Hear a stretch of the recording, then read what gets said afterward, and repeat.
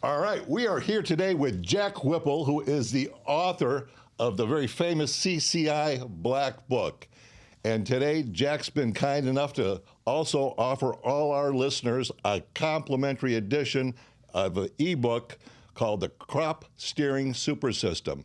And it talks about how to get 3.2 pounds of light on what? All the candy strains? Yeah, we've been hitting 3.2, 3.5. Really? Wow. But before we get to that, we got to know more about you, Jack the man. So, Jack, where did it all start?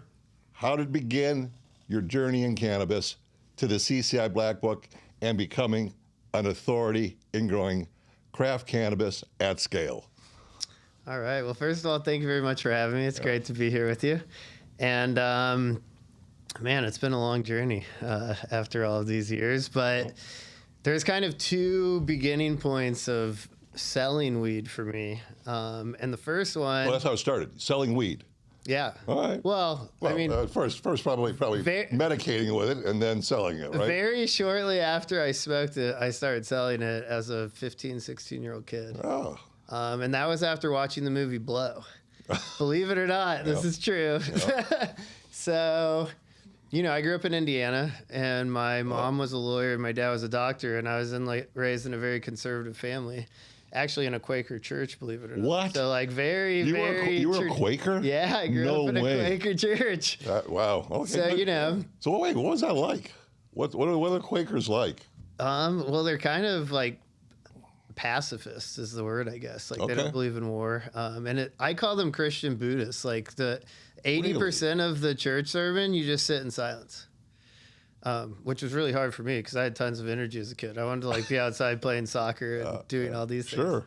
But anyway, so yeah, that's a brief, you know, coming from that upbringing was a lot different than the movie Blow. You know, these guys going to California. They're selling weed. It's Hollywood. They glamorize it. Yeah. Movies, right? Little did you know. Yeah. I was enamored by it, you know. Wow. So I see the movie Blow. My best friend's older brother showed it to us when we went to visit him at college. How old are you at that time? I was 15, I think. Okay. Maybe just turned 16. All right. Sophomore in high school? Oh. I was a freshman. So I came back. And the first thing I did is I had one of those portable PlayStations. They're called PSPs. Yeah, that's right. Yeah. I took it straight to GameStop, sold it, and used that money to buy a quarter pound of weed. And it was like... Oh, wait a minute. So how do you make that transition from getting a game station to, you know what, I'll take the money and I'll invest in a new venture? Well, I saw the movie Blow, so I was like, I'm going to sell weed. Okay. I want the life that Hollywood glamorized for me. You know, I was like... It's like I'm here in Indiana, and there's, you know, it's kind of boring. Yeah. And well, it's the Midwest. A lot of cornfields in the Midwest. Yeah. By the way, a lot of great spots to grow outdoors there in the Midwest. That's true.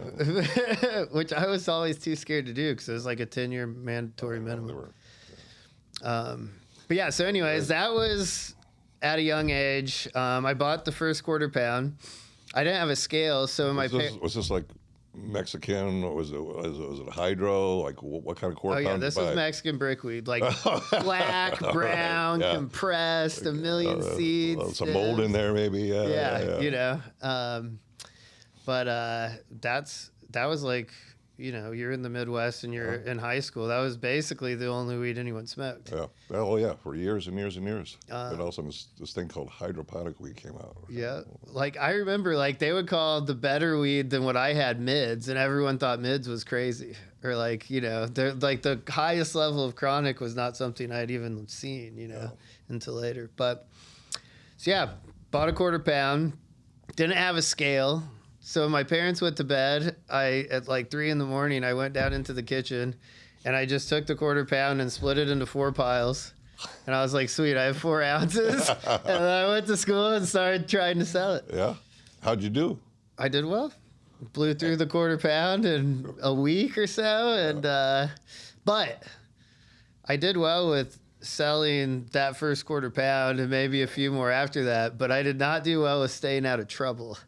Yeah, well, that happens. So, yeah, I ended Especially coming from a Quaker home, believe it or not. I mean, there's a lot of folks that when they're raised in a strict religious background kind of revolt later on when they get older? Yeah, I was a rebel.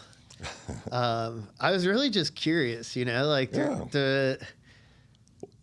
they put you in these DARE classes and they say don't do drugs and all this stuff. Yeah. And I believed them and I was scared. And Yeah. then I would tried alcohol for the first time and it was fun. And I was like, what the hell are they talking about? And then I tried weed for the first time and it was fun. And I was like, all these adults have been lying to me. Like, there's no way I'm listening to them anymore. I'm going to try everything. Oh. Like, no question.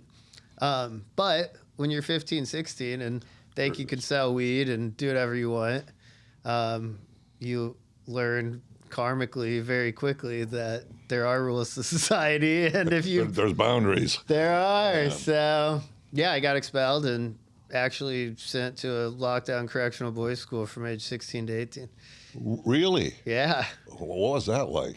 That must have been very, very, that's one hell of a change, going from a Quaker family to going into the system.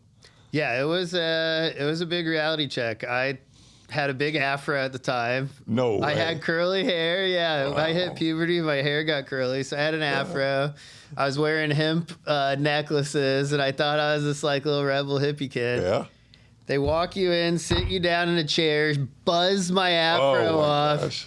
threw me in an orange shirt, pulled my shoelaces out, and said, "Welcome to Cross Creek Academy." Wow. And there was only boys there, and yeah, it was intense, and I learned a lot. It was the biggest reality check of my life. Losing all your freedom makes you appreciate what freedom actually you're a kid, you're growing up, you don't understand how nice it is to be able to eat what you want or listen to music or call a friend. I had no phone, no internet, no music, nothing. Wow. And that place is now closed due to abuse, and there's a Vice documentary about it. Oh, wow. So Wow. to put it simply, that's what happened. And but I'm super grateful for it because we also had group therapy. We had seminars. I learned a lot about myself. In order to progress forward in the program, you had to do the personal work. Okay.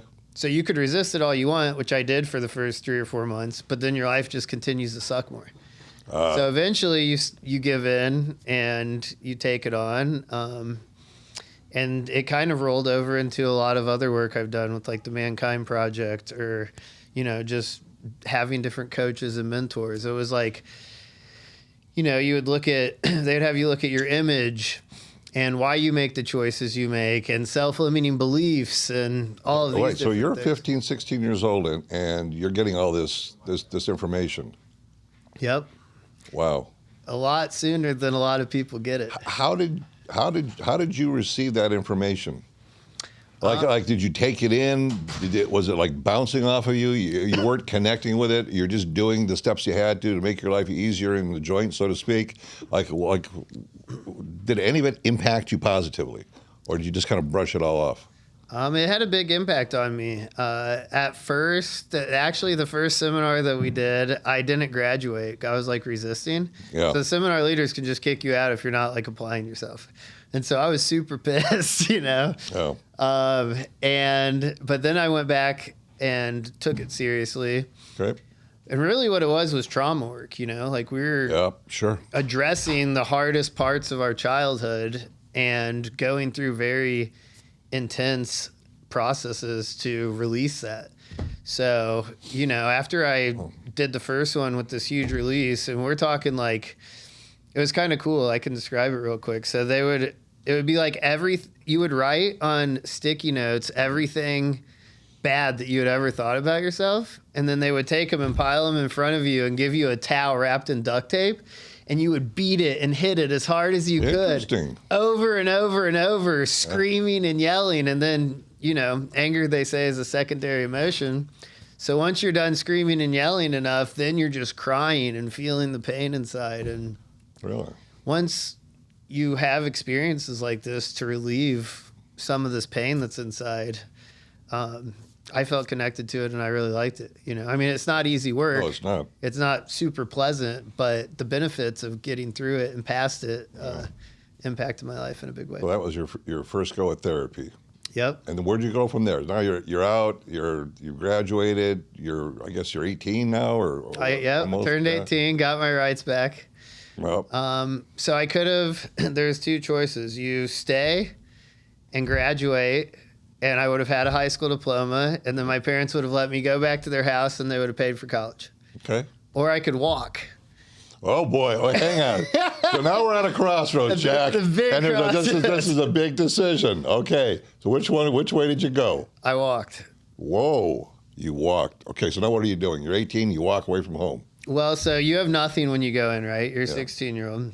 So your parents make an exit plan for you. And my exit plan was a bus ticket to Provo, Utah, where I knew 0 people, and a Motel 8 paid off for 30 days and $100. That was it. I had no phone, no wallet. So now, why'd you pick Provo, Utah, of all places? They picked it. They picked it. Okay. Yep.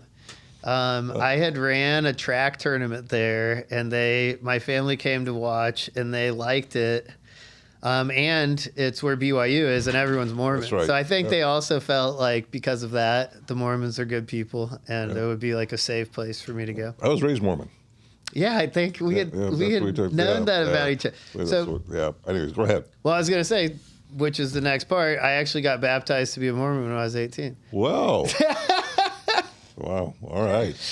So here you are in Provo. What are you doing in Provo at this age, 18? And where's your cannabis journey begun when you're 15? What happens in Provo? So in Provo, my first mission was to not be homeless. Yeah, that's a big one. You know, I've got 30 days to make enough money to rent something. So, okay. Which was probably one of the most transformative experiences of my entire life. That's tough. So I didn't have a phone, so I just walk around town with a pad of paper from the motel and a pen, just asking everyone, you know, like, I would literally ask them, like, hey, I'm new in town. Like, do you want to be friends? Do you know anyone who has work? I had been locked up for 1.5 years, so freedom in and of itself was amazing. So I had no fear, really. I was super excited to be released. And like when you leave walking, they don't want you to walk because they want you to stay in the place. So the leadership people of the program that I was in, the boys' school, they scared the shit out of you. You know, they're like, if you walk, you're going to be a drug addict and you're going to be homeless and everything's going to be terrible. So like, what a bunch of negative energy. And you know, I'm a rebel, and I'm someone that can get focused on a mission and want to prove myself. So I was like, hell no, I'm going to prove all those people wrong. CCI Black Book, and you're a world-class grower now, and helping others, you know, get to where they want to go in the world of cultivation. It's pretty crazy. So yeah, we'll fast forward to another weed part. So I got baptized. I never tried believing in a Christian God. Like I had never tried organized religion before. Okay. You know? So I wanted to see what it was all about. I devoutly practiced Mormonism like all out for 2 years. Like I got Then they wanted you to go on a mission, right? When you're 20 years old? Yeah. And well, it would have taken me That's when I left the church. Oh, so you never went on a mission? So I couldn't have sex, and had to go on a mission, spend my own money, and I thought, well, I'll take my own path. I mean, it's kind of funny to say it like this, but like, you know, you're a 20-year-old kid going through puberty, and you have all these hormones going on, and you're like, God hates me if I have a sexual relationship with a woman. Yeah. And like, I just didn't feel in alignment with that. It's like the God that I believe in and that I feel connected to isn't going to like permanently oust me forever if I listen to like my primal instinct. That's right. And I'm from Indiana. All my friends were going to just graduating high school and going to Indiana University, IU, which is an amazing place. And I went to visit them, and I was like, all right, now from Provo, you're back to Indiana. Yep, back to Indiana. By the way, the Mormon Church has some good teachings. They're, you know, I guess it makes you pure at the core. That's the only way I can say it. It teaches some really great fundamental things about life. And they're amazing. My Mormon friends that I lived with, they're we're still super dear friends. Yeah. I lived with the band, actually. I lived in a house, and they were a Mormon band, and I was the hype man. So they would play concerts at the local concert venues, and I would be on stage dressed in costumes, dancing, and then like jump off and crowd surf. And Really? so I was having fun. Like we weren't just the Mormons were fun. We were playing hiding, like tag in the park, and capture the flag, and go into haunted buildings in Utah. Like, you know, if you don't do drugs or have sex, you turn to be really creative, and you do a bunch of other stuff. Well, that's right. All right. So now you're in Indiana. You go back to Indiana now. Where are you? Back to Indiana, and I am ready to party. All right. Because, you know, I was locked in that place, and then I was a Mormon. So I had a good 4 years of abstinence and sobriety from like everything. So I only made it. So I've actually dropped out of 3 colleges. So I have no high school diploma. At least you're consistent. Yeah, I'm consistent. That is one thing I was very consistent at. So immediately I got there. I made it through 1 semester. Oh, good. And you know, I was while I was in college, I was studying biology and chemistry with the intention of pre-medical, going to med school. Sure. Because math and science were my thing, which later led to falling in love with. And by the way, in the crop steering super system, a lot of great math in there to figure out things. A lot of great formulations you give that are easy and simple to follow.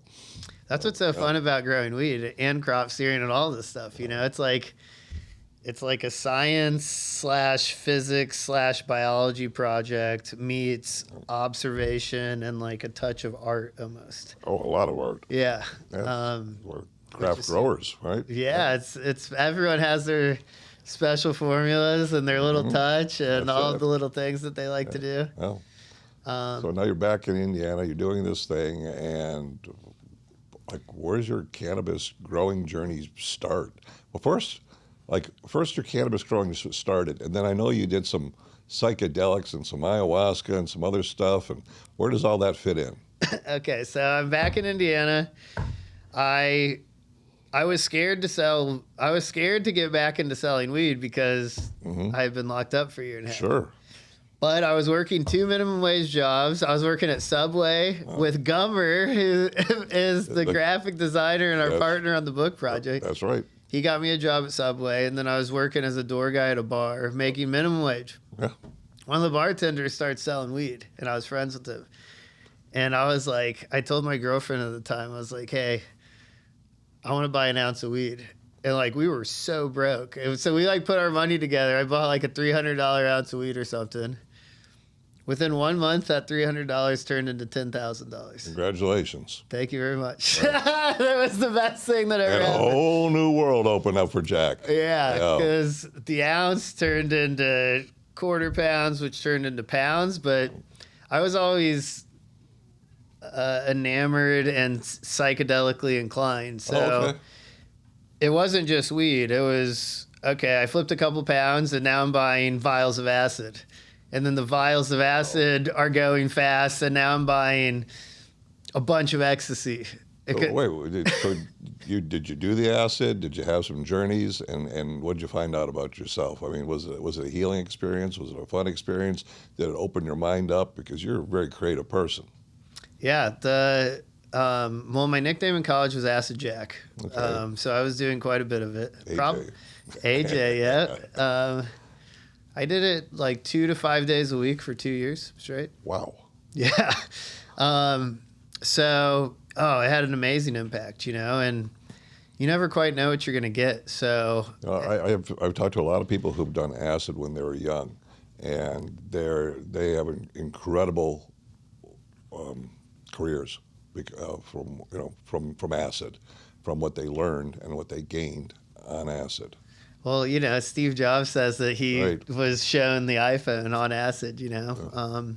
So it was really cool. Like, it's interesting now with the current state of psychedelics, where a lot of people are using psychedelics for healing. There's a lot of research being published. You know, mushrooms are being decriminalized. There's LSD research restarted after it being demonized so much. But when I was doing it, we were doing it for fun most of the time. Oh. But then the beautiful thing is if you're taking large amounts of LSD for fun, every once in a while, you'll have the right set and setting where you happen to be at home and you know, leave your body. And that's really what led me to Colorado. Okay. And Colorado's where I first started growing. Cultivating. Oh. Yep. So it's actually a pretty cool story. So have you ever seen Alice in the Wall? No.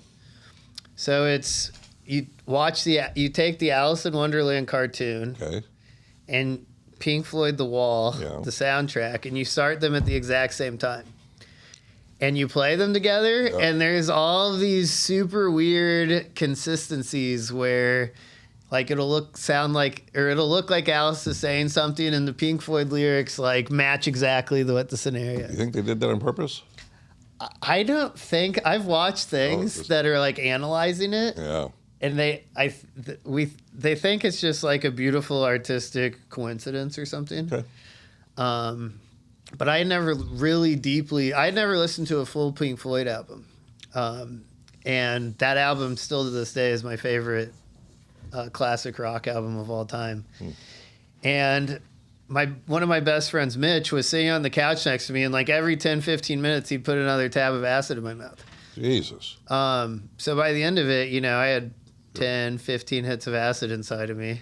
Oh my gosh. And I literally left my body. Angels showed me my life and that I was supposed to go to Colorado and do weed legally. Wait, so LSD led you to Colorado? Correct. Wow. All right. So now you're in Colorado. I'm in Colorado. And how does the cultivation part start? Well, what happens?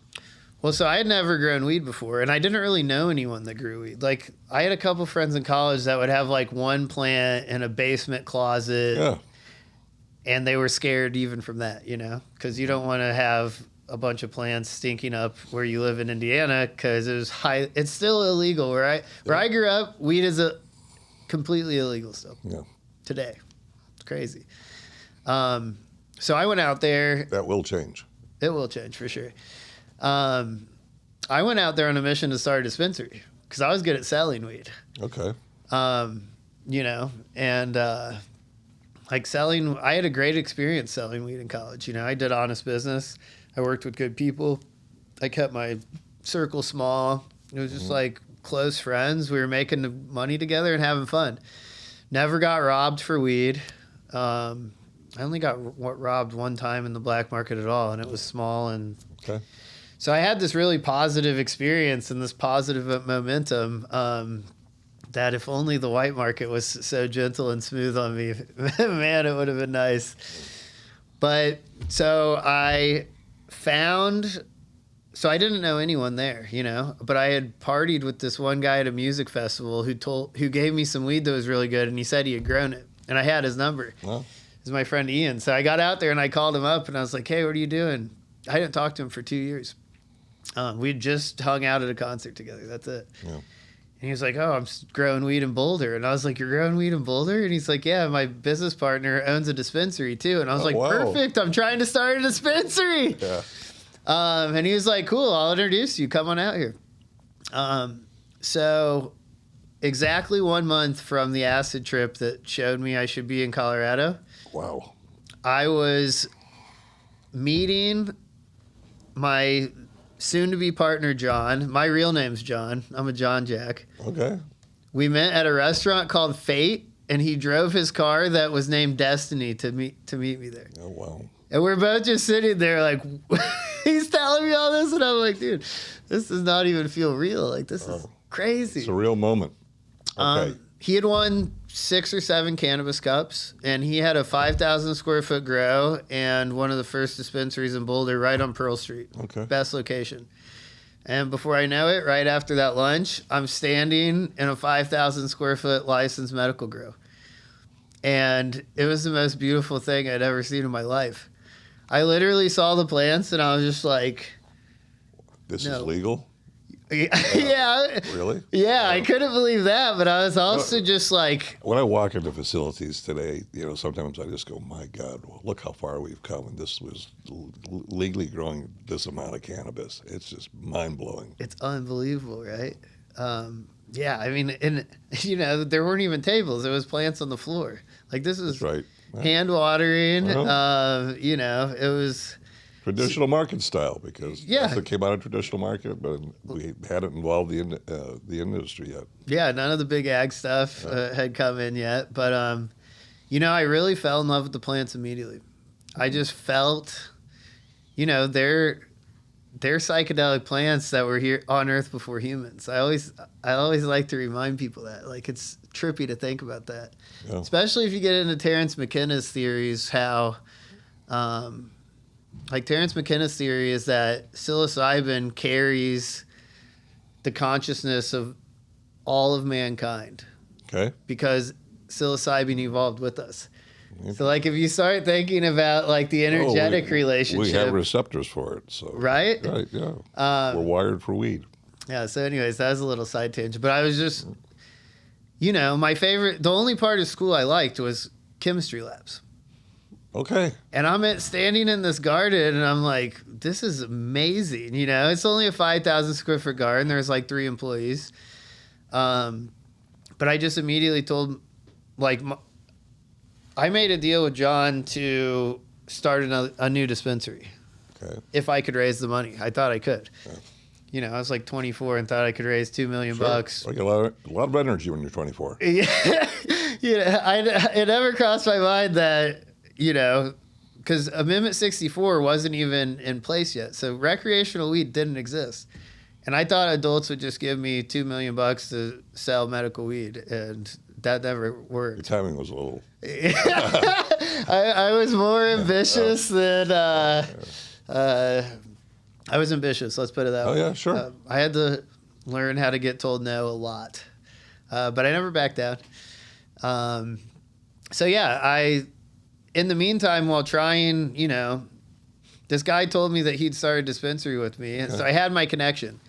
So I didn't know so I just started buying books on business and figuring out how to make a business plan. You buying any books on how to grow it at this time as well? Oh, I bought all of those, but the first step was I still lived in Indiana. So I went out there and met this guy. He was like, you can move out here. So I went back, and in 1 month, I wrote an 80-page business plan for a dispensary. Jesus. And I didn't know what to do, so I was just like buying, there's like books that teach you how to write business plans and stuff. And then I would tell my dad, I would get all of my dad's friends' phone numbers who had started businesses, and I would call them and just say, hey, I'm working on starting my business. Could you tell me any tips and tricks and things that I need to think about and what you did? And they would... Most of them would give me a good, 30 minutes to an hour of their time. And you get some gold nuggets there. Yeah, I would get information. And so then I just pack everything up. So all of my friends, I wanted to start the business with all my friends. Like, I think all young entrepreneurs. Sure. I think it's very common. They warn you don't do business with friends and family. I took no warnings of any of the entrepreneurs and made all the mistakes. So I tell all my friends that I sold weed with, like, all right, we're going to Colorado right now. Guess who the only person that came with me was? No idea. Gummer. Gummer. Yes. Good for Gummer. Gummer came on a split. Like, Gummer came within a week's notice. Was just like, pull your moving truck up to my house, and I'm putting my motorcycle in the back of my truck, and I'm following you to Colorado.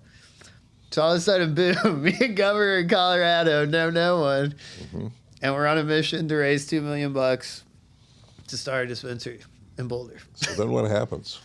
So then in the meantime, they didn't need employees. So I told John, I was like, hey, because this is back in the days when recipes were secret. Yeah. This was the beginning. I first met him at the end of 2012, and I moved out there at the beginning of 2013, I think. Okay. Or maybe I moved in right at the end of 2012, but that time. And, back then, recipes were secret. Yeah, genetics were hard to get. Yeah. You had to build trust. So to even be standing in one of these places, I knew was very special and was a huge opportunity. I was still selling weed and didn't need to have a normal 9-to-5 job. So I just told John, I was like, hey, can I show up every day and help in the grow? I'll do all of the worst jobs no one wants to do as long as you tell your head grower that he has to answer any of my questions. And he said, perfect. So all of a sudden, we had... You're asking a lot of questions. Tons.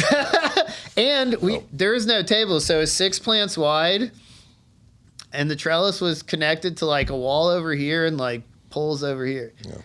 And we were hand watering with 5-gallon Home Depot buckets. Oh, really? So not even a hose with a sprinkler head? Nope. And I would crawl through that entire canopy every day and feed all those plants just so I could ask questions. So, it was a win-win. Free labor. Yep. I'm learning about the weed, which will help with the dispensary if we ever started it. And the grower's got to be happy because I'm doing all of the legwork for him. Yeah. Okay. So you go from there. When do you get to your first grow? Okay. So I was helping with there. And what did you learn about how to build them out correctly? Because that's another thing. So I imagine the first one versus what you do now is big chasm between the two. Oh, massive. So the first one is super interesting. The first one that was strictly to myself. And this relates to the fires right now. God bless everyone that just had these horrible losses. Everyone's been in my prayers for sure, because I was also a FEMA victim when I got to Boulder. Not quite as bad as the fires, in a sense, what happened to me. But so when I finally moved there, it was it was like the third month I lived there, the 100-year flood happened in Boulder. And I lived in a garden level apartment. So, for the first day, you're not like taking it that seriously, like, oh, it's just really bad rain. The second day, your entire apartment is filled with water. Oh my gosh. And the third day, it doesn't stop. My whole apartment's filled with sewer water. I lose everything except my clothes and immediately had to go back to Indiana. Was back in Indiana for like a month. And then FEMA put me up in a hotel. Okay. It was like FEMA would take over these hotels. So you're like with all the FEMA victims. Oh. And then they rebuilt my apartment. I went back in. FEMA gave me $2,400, I think, to cover my damages of like buying new furniture and stuff. Because all of a sudden I just had an empty apartment. Sure. And so I bought no furniture. I bought a used mattress to put it in the living room floor. Yeah. And then I bought a 4x8 grow tent and spent all $2,400 on my first money-making machine. 2-light tent. Yeah, I was like, I'm going to make the $2,400 turn into 48 and have my own little grow. Because I wanted to do the whole process start to finish. Like, helping is really awesome and you get to be a part of it, but like, I wanted to have something that was mine, and to really be able to play with it. So my partner, John, was like, okay, cool. You got a tent. He's like, I'm not giving you clones. He's like, you need to learn how to clone yourself and you need to do the whole process. So he just gave me like a mini mom, I would call it, like a large teen that I could clone from a golden goat plant. Okay. So I took my first round of clones. I was trying to clone them in my bedroom with a terrible environment and the light way too high. Oh. They totally fail. So then I'm just pissed off because I'm like, oh my God, I just wasted 2 weeks. Yeah. Like, I'm making my own little calendar of like, when could I get the return on the investment of this damn tit? So I think a lot of growers go through that their first grow doesn't turn out so well. I killed my first plants. like overnight, I didn't understand BTUs and all that. And I'm 23 years old and coming the next day and they're all brown, just wilted. It happens. A horrible fast. feeling. Yeah. Isn't it the worst feeling ever? No. It's like, I still take garden problems personally. I told my therapist last year, I was like, until the candy plants are perfect, I'm not going to be happy or socialize with anyone. She said, that sounds like a very unhealthy relationship. Yeah, you have to socialize. And I said, well, I don't think it's going to. But you're dedicated. Yes. Yes. You have one focus. So, but I think,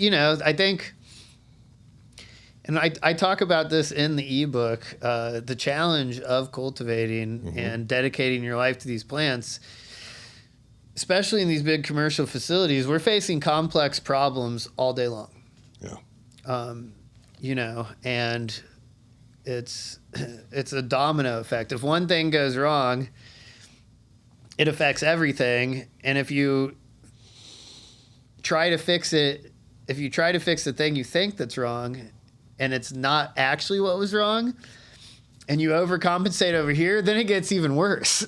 You know, and then if you're ruining, you know, like our rooms are all 60 to 64. All the rooms at our current facilities are 60 plus light rooms. Okay. So to make mistakes on that scale, those are big, expensive mistakes, you know? Yes. And yeah, so. But to be clear, you've worked in massive facilities before. Massive. Yeah. The biggest one was 5,000 lights. Yeah. The mistakes actually aren't as stressful at that scale because Why? they're just built into, when you're at that scale. The law of averages or something? Or yeah, the standard is lower, you know, because, so say you're only making like a 10% margin so compare it. So let's say you have a 300 or 400 light grow versus 5,000. Okay. Well, a 10% margin kills, you're not making anything at the 300 or 400 light grow, but a 10% margin with 5,000 lights adds up. You're still making millions. Yeah. So it's just viewed a little bit differently. Okay. So here you are. You're talking about you're in your facilities now. You're growing. Oh, so I start the tent, right? Yep. So at that time, I also have my real estate license. I was the youngest realtor at Coldwell Banker. You had a real estate license. You were in the real estate game for a while. Yep. Yeah. So that was because, so I got told a hard no with a few chuckles to raise the $2 million for the dispensary for really a year and a half straight. Nothing. Boom. No. And like in hindsight now, I'm like, yeah, they're like, who the hell would ever, like they did exactly what they should have done. They should have told me no, for sure. But at the time, I was like, you know, I was just like, well, I don't know if this is going to happen. I was like, I need to have legal income. I can't just sell weed forever. And I didn't, you know, I wasn't going to give up, but I wanted to make sure that I always had a backup plan, you know. And to get a real estate license, you can do like a accelerated course. Okay. I had a real estate license in 30 days. Yeah. And then it takes a realtor, they say like it takes the average realtor 3 months to sell a house. I sold one every month for my first 3 months. Oh, wow. And that's really cool. It was amazing. And like I wasn't, you know, and it was kind of trippy, right? Like I always believed in the law of attraction. Okay. When the law of attraction book came out, The Secret. Oh yeah. It like put words to something that I had always felt. There's one thing that movie and the book and all that missed, and that was action.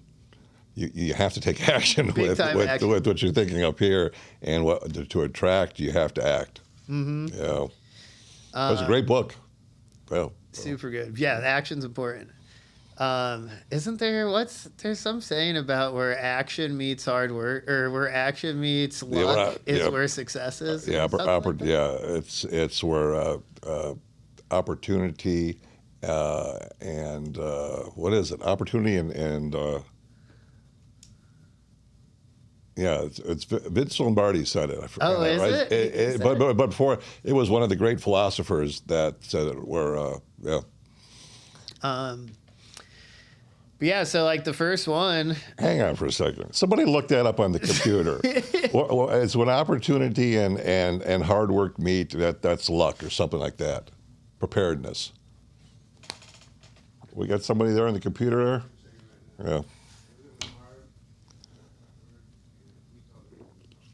It's a good quote. It is. I should have remembered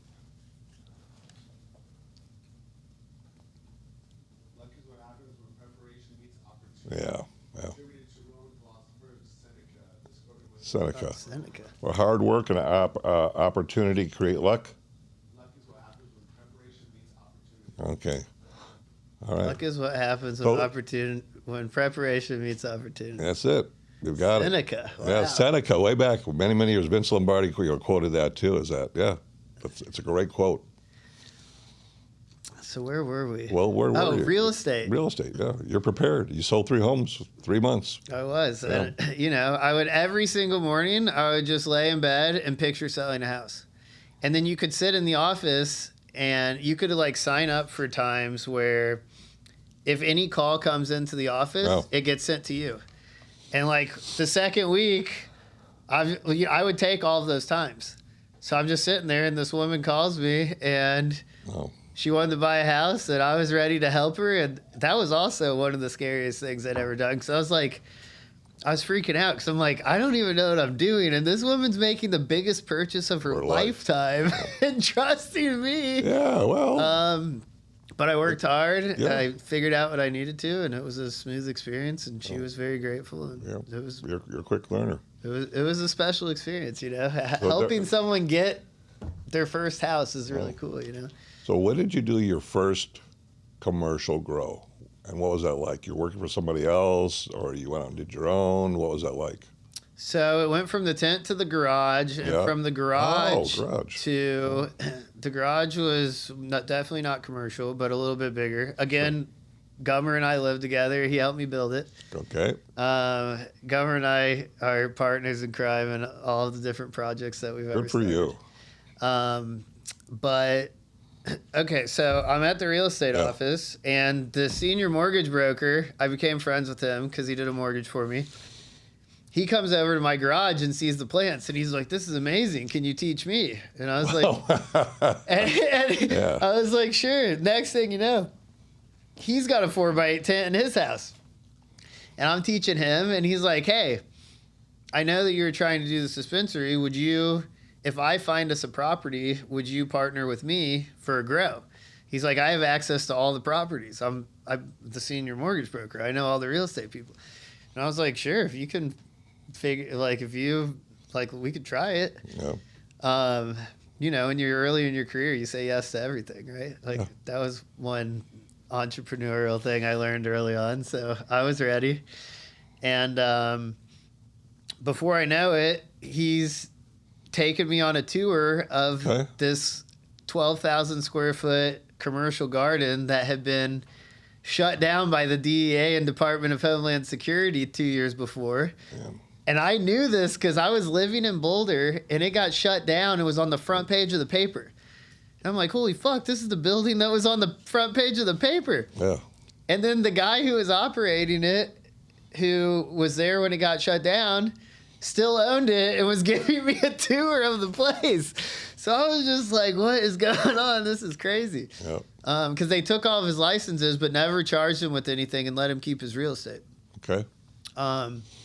So it finally had just all gotten approved for him to lease it. Mm-hmm.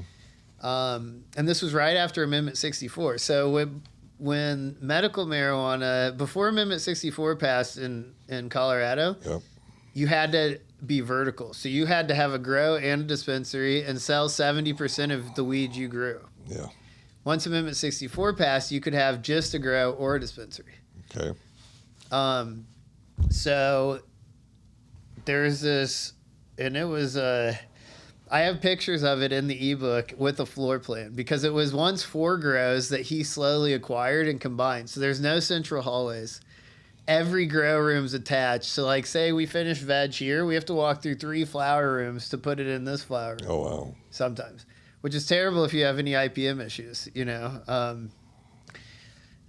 That garden taught me a lot of interesting things about how you have to get creative. Mm-hmm. Anyone that's done this for a long time, you know, you have to get creative with what you have. And it's not always a perfect scenario. Oftentimes it's not, you know, and you have to MacGyver things. So yeah, he's showing this to us and he's like, you're the first people that we've shown and I'll give you. And immediately the mortgage broker's like, we'll take it. He's like, just give us some time. We got to put the money together. Okay. And he's like, you have 2 weeks. I'll hold it for you for 2 weeks. And I was like, okay, time to raise some money. And we did the math. Like we were going to need like $400,000 to start this thing. Wow. So I had this whole arsenal of people I've been asking money for the dispensary. So I was like, well, I'll ask all them again and ask a few more. Lots of change. Who knows? Yeah, who knows? So I go on the mission. No. Oh, man. It's day 13. No, there's one more day. And in order to secure it on that day, the next day, I'm sitting here. I'm like, okay, tomorrow by noon, this guy the landlord has to be wired 32 grand and this 5-year lease for millions of dollars, whatever. All this has to be signed. All this has to be done. I'm like, we didn't pull it off. Oh. And my partner, the mortgage broker, he calls me and he's like, I set up a meeting for tomorrow at 10 a.m. You better be there. I'm like, dude, it's pointless. Like, there's no way, even if they say yes, like it's not going to happen. He's like, if you're not there at 10 a.m., I'm coming to your house and I'm kicking your ass. Okay. I said, whatever, fine, I'll come. Like, this guy's crazy. Yeah. So we go. It's this beautiful little Vietnamese mother and her daughter. Yeah. And we show them the project. I've got jars of weed in the back of my trunk. And you got samples to show. The samples. That's it. And my partner pulls them out and they're shining in the sun. And he's like, look, this weed's amazing. Like, we're going to make millions. Like, he was a good salesman, And he's like going crazy. And they're like, well, let's go back to the real estate office and talk about a deal. So we go back, talk about a deal. 1/3 to them, 1/3 to me, 1/3 to him. And they hug on it.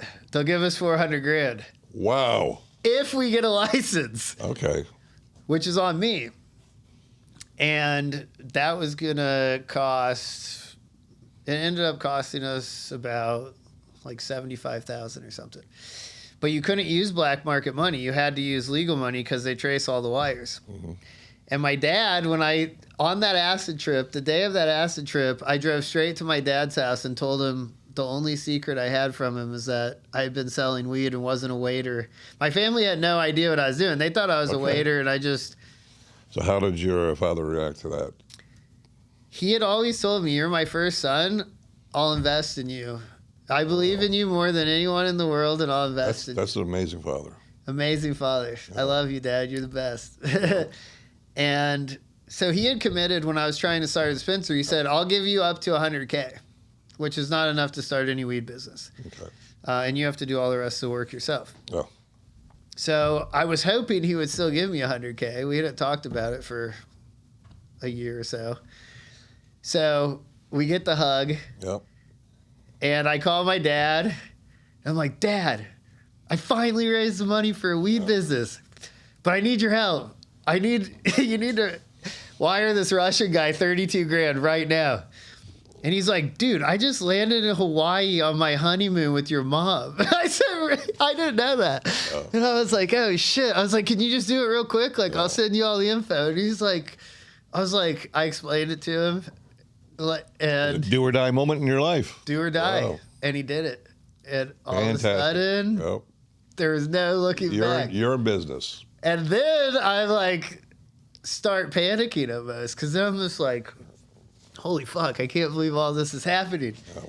And I was still shipping weed back to Indiana and no one knew this. Mm. So the box, like 2 days before this happened, it was the only box that I ever shipped that got caught. And it showed up with a SWAT team in Cincinnati. That's always nice. So I know that happened. Yeah. I've got like 30 pounds in my bathtub that's all vacuum sealed up and ready to rock. And now I just did the deal with the Russian and 12,000 square feet with hundreds of thousands of dollars on the line. And I'm like, the plot is thickening. I really need to get it together. You must have been very nervous at that point. Yeah, it was. I mean, when a SWAT team shows up in, Cincinnati? Yeah. Yeah, that's... The person that got arrested didn't know who I was. So I wasn't too nervous. Yeah. And it wasn't the funny thing about that was it was actually the pitcher on the baseball team of the college. And he was just being super flashy, like buying orange Impalas and like just... So he was being watched. And the SWAT team that busted him told him that it was the best packaged weed that they had ever seen and that they never, ever would have caught it in a million years if they weren't already tracking him. Wow. So I was pretty proud of my packaging work. Very good. And didn't feel too bad. I was like, well, that's your fault. All right. So then now you have a grow operation. I had a grow operation that needed to be a third, and a third. Outfitted, and so it took a whole year before we could bring plants in to get the licensing done, to get it up to speed. We changed all the lights from HPS to ceramic metal halides, which are just becoming a thing. Like ceramic metal halides and double-ended HPSs kind of were both coming out at the same time. And the little circle of growers in Boulder that I was friends with were hanging their hats with the ceramic metal halides. So I just went with that. They said it created more terpenes and could still get the same yields. I think. Did it work out to be accurate? Was that information accurate? I think it's generally accepted that HPS is a far better choice at this point in time, but I mean, it allowed us to have a profitable company. Good. For sure. So yeah, that finally starts. So what's your biggest lesson you learned from that grow in regards to cultivation? In regards to cultivation, man, there's so many lessons. One, drip irrigation is a godsend.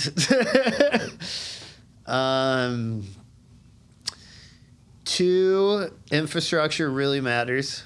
These were this was like the formative years where, because half of my current business, Whipple Effect, is like half of it's managing cultivations and half of it's designing indoor cultivations. Yeah. So when you're dealing with the building that has a million flaws, the only thing that I was doing was thinking of I was just dreaming of my dream grow constantly. Like, man, it would be so much better if we had a central hallway. It'd be so much better if all of this was automated. It would, nothing was automated. So at this time, like, what are you studying? Who are you studying? What are you doing? How are you getting your information and figuring all these things out? Oh, that's a great question. So I was reading the Grow Bible from Jorge Cervantes. Oh, yeah. And I was reading Ed Rosenthal's books. I was reading every single cannabis book you could buy,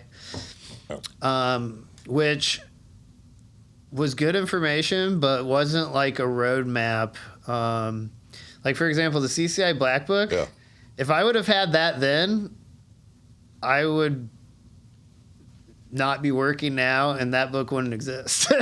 Because this is the step-by-step formula. This is basically the SOPs that we've used at Whipple Effect for the last 4 years to grow millions and millions of dollars worth of commercial cannabis in multiple states.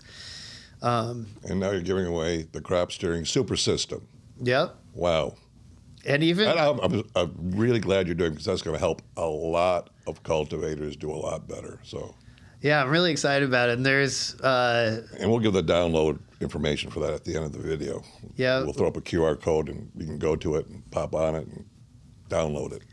And I'm super excited about the ebook, and it's super cool too. Like, Arroyo's added amazing content. Well, Tim, the founder of Faven. I was reading the thing about how to cure bud, and it's super technical and cool. It was like, okay, these guys know their shit. Oh yeah. Yeah. And the person who wrote that has had a 30-year career of curing fruits and vegetables. Really? A PhD, and only has spent their whole career curing fruits and vegetables for 30 years, and then is applying that science now to cannabis, which is so cool. So back to your first grow. You're doing that. You're figuring things out. What happens to that grow? Like, what's the transition from the Vietnamese family, your senior broker, and you? What happened there? What's the story? Well, so that is one of the first intense parts of where the weed trauma starts. Weed trauma, okay. Sorry to hear that. Yeah, it's okay. But a lot of us in the industry have been through a lot of trauma, and even today, there's folks that are going through a lot of trauma, unfortunately. Yeah, it's very unfortunate. But I also think the hard times are really what shape us, because it's the journey. Yeah, it's part of the journey. It's always the journey. It's not getting to the end. Yep. Yeah. So, turns out the senior mortgage broker loved alcohol and cocaine a lot. So we paid back half of the loan in the first year. In the midst of him stealing $400K from us, which I didn't know at the time. Oh my gosh! So the senior broker rips you off. Hardcore. Oh man. Well, that's right. He's doing alcohol and cocaine. Yeah. Yeah. There you go. So investors start suing him. He eventually like attacked me in our own business, and I finally just left. I was like, I can't handle this anymore. Okay. So where do you go after that? Which was the worst, right? Like, this is my dream business. My name's still on a third of it. Listen, you have a partner and they rip you off and they do stuff. That's hard to deal with. That in itself causes a lot of psychological damage and stuff, because you said you're Quaker, Mormon background. You expect people to treat you exactly the same way that you treat them. And lo and behold, that's not reality. There's a lot of folks out there who are takers and not givers. There are. There are indeed, and you have to be careful, and you have to navigate that minefield of. Yeah, so that was one of the hardest, biggest lessons for sure. Was just partnering with someone before I knew them that well, and I thought I did kind of, but it was still. But also you're excited. You want to do this thing. You have a goal. You just want to get to your goal. Yeah. And sometimes when we want to get to a goal, we don't choose our partners correctly because we're in a hurry. Mm-hmm. And that's the biggest mistake. That's something that I learned. Really, I think anyone who's been in this business for a while and has gone through hell and back in one way or another has learned these lessons the hard way. Yep. That's for sure one of the biggest lessons that I've ever learned in my life in business is if you're in a rush, you will make subpar deals. Like, in order to negotiate well, you need to not be scrambling. That's correct. Like, if you're broke and scrambling and dying for a deal and in a hurry, people can smell blood. Yeah, they're going to. That's right. You're not going to make nearly as good of a deal as if you're grounded. You're not in a rush. You've been saving your money. You're financially stable. That's the formula to make really solid negotiations and deals, because then you're not desperate. Yeah. So this happens. Lawsuits are going on. Yeah, Jack, my first. You said you want out of this mess, and so now you get out of that mess. And now what do you do? Because you have an incredible journey from getting to like where you said to that, and what you do today. It's amazing. Yeah, thank you. It has been a pretty incredible journey. Well, first of all, I was like, I never made I had a salary, but I had never made any distributions or anything from starting the company. You know, he's stealing all the money. So, and I had not worked for a year while it got built. So I immediately needed to work. So I just started helping friends and like some home grows for temporary business. Sure. And then my goal at that point was to start I guess consulting firm similar to Whipple Effect, super early on. And I had met someone in Denver to start doing a design contract for them. So my plan was that. But all of a sudden, out of the blue, my soon-to-be California partner calls me. There's this guy who had toured our business while I was there, the Grow in Boulder, and he had got my phone number. And I'd never seen him again. And he calls me up and he's like, hey, do you remember me? He's like, I'm from California. And I was like, yeah. I was like, how are you doing? He's like, I need your help. I have a 120,000 square foot building in Richmond. You're going, what? Yeah, Richmond, north of Oakland, right there. Oh. And he's like, I need a grower, and I remembered you, and I want to talk to you about it. He's like, I'm going to fly out tomorrow and see your grow. And I was like, fuck. I was like, well, here's the thing. I'm not there anymore. And he's probably happy to hear that, because it sounds like he was trying to recruit you. I didn't even think about that part. Yeah, he probably was happy to hear it. I was just panicking, so I'm like, shit, I don't have anything to show. Yeah. So I call up my good buddy Willie, and I'm like, Willie, I have this huge opportunity. Like, 100, you know, back then, like 120,000 square feet, that's giganormous at that time. huge, like the biggest grows in Colorado were like 50,000 square feet at that time. And like 30 to 50,000 was huge. So 120 is like the biggest in Colorado status, you know? So I'm like Willie. And Willie was way ahead of the game. Willie was he's still one of my super good friends, and he was one of my best teachers. Like, he had the rolling benches before everyone, and humidifiers in the room, and like steam humidification. He understood. He understood. Yep. So he's like, was he the first real guy that you met that really understood the plant? You know, my first I hired consultants immediately when I started my grow, the 14ers in Boulder. Right. They were great and they understood the plant, but they didn't teach me the science like Willie taught me. Willie was really? It was interesting. You know, this was, at this point in time, the Jungle Boys were really blowing up big. Yep. And they would post tons of information. They, like, in the beginning, they taught a lot of people to take the tech out of the ag world. I can remember seeing one of their posts and go, hey, we got this thing called BPD. And I'd already been familiar with it from 30 years ago when I went in Netherlands and went into an ag show and talked to a lot of folks from Priva and Argus. Yeah. And learned a lot about that. But it was it. They led the way to these commercial facilities, and as they learned, they shared the knowledge, which was really cool. Yeah, they really did. I'm super grateful. I still have files in my computer of like 80 screenshots of their Instagram from 2015 or something. Oh. But Willie was the first person in person that I was seeing applying the science that I was watching them talk about to a really nice state-of-the-art facility. Sure. He had like a 5,000 square foot spot in Denver or something. Okay. We were the 2 youngest license holders in the whole state, actually. Really? I was just with them in Vegas. We were talking about it. So that was kind of fun. And you want to know what's crazy? Sure.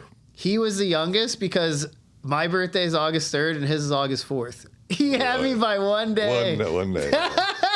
So anyways, so I call Willie up and I'm like, yo, dude, I need to show a garden to someone. But Willie was super secretive and wouldn't let anyone in his garden. Like, we had to become good friends before he would trust me in there. Makes sense. And I was begging and pleading him. I was like, please, dude. Well. And he's like, I'm not doing it. But he had like one kind of consulting contract. Like, he was helping another garden. And he was like, you have to take him here. I had never been there. I didn't know anyone there. And he was like, just do it. And I was like, he's like, I promise it'll work out. And I was like, okay. So this guy flies in from California. Yeah. I only met him once in my life. I pick him up from the airport, take him straight to this, and this was a big building, a 50,000 square foot building. That's nice. That Willie hooked me up with. Thank you, Willie. And we walk in, and it's just epic. Like, huge sativa plants with buds that big on them. Huge coolers. It made me look amazing. Like, and I told him, I was like, this isn't my grow, this is my friend's grow. Like, I was transparent about what was happening. Even better. But this grow was balling. Like, Willie was killing it, and Ryan, this guy who was running it, he was down to move to California. So it was like, look, we can create this in California. Like, let's do it. Okay. And so the guy who had flown in from California was like, okay, cool. I like what I see. Can you fly to Oakland tomorrow? And I was like, okay, sure. Because at this point, I didn't have like a 9 to 5, you know? Sure. So I fly to Oakland, see the building, meet with the architects and stuff. It was 120,000 square feet, split into 5 separate units, and it had the pre-ICO licenses. It was all set up and ready for us to do a quick design and submit for plans. Okay. And so before you knew it, all of a sudden, I had a California partner, and we made a deal. And I start designing this thing all out. And I'm flying to Oakland every other week, meeting with architects and engineers. Wow. Because I had been working on 2 designs in Colorado. in the midst of the first one kind of imploding and me leaving. So I had experience finishing 2 sets of blueprints, not seeing a project all the way through, building it to completion. Yeah, all of a sudden, the plan was I was going to move to San Francisco, which was awesome because that's where the American psychedelic movement started, basically. The Grateful Dead were there on Haight-Ashbury, and I instead of learning what they wanted to teach you in school, I just studied psychedelics. Okay. Which is why my genetics brand that we're going to be launching later this year is called Psychonaut Genetics. Okay, and that's Cannabis Genetics. Cannabis Genetics. It's going to be a flower brand, phase 1. Okay. Clothing brand, phase 2. Genetics, phase 3. Okay. We're going to start making the genetics this year, but that's such a long process. We have to do all the testing before we release seeds, all that stuff. So that's exciting. Super excited about it. Very good. So now you're in California, is that right? You go from Colorado to California. So I was living in Denver, and I was going to move there once we started building it. All of a sudden, we had a signed contract to get the first $5 million for it. Yeah. The guy who has promised us the money or signed the contract for the money lost $50 million in 1 month in high stakes poker in Manila. And, what the hell? And changed the deal where if we took the money, we had to pay the tax in America and for him to get it back to China. And so my partner at the time was like, that's a terrible deal. We're not doing it. Yeah. And he had some money. He didn't have enough money to build that out, but he had enough money to buy 50% of this grow in Adelanto, which I had never heard of Adelanto at the time. So all of a sudden, I went from having this awesome dream life in the Bay Area to 3, 2, 1, you need to move to Adelanto next week. Okay. And so now you're in Adelanto. I'm in Adelanto. What goes on there? So there's a 30,000 square foot building there.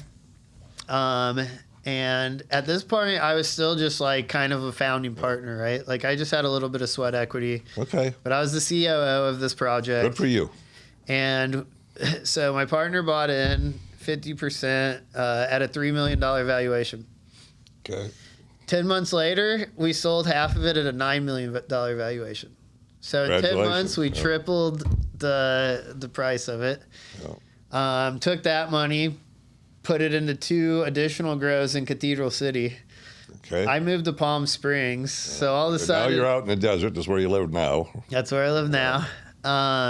So all of a sudden, I went from managing... And I was managing that first grow in Adelanto with a couple of my cousin, a couple good friends, and then some friends. But how big is the Adelanto facility? 30,000 square feet.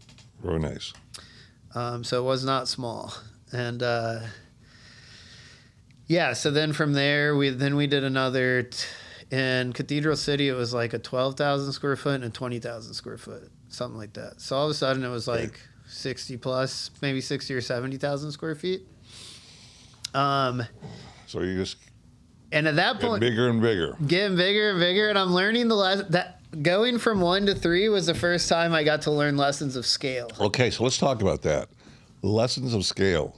Really, the CCI Black Book is kind of a byproduct of the lessons of scaling.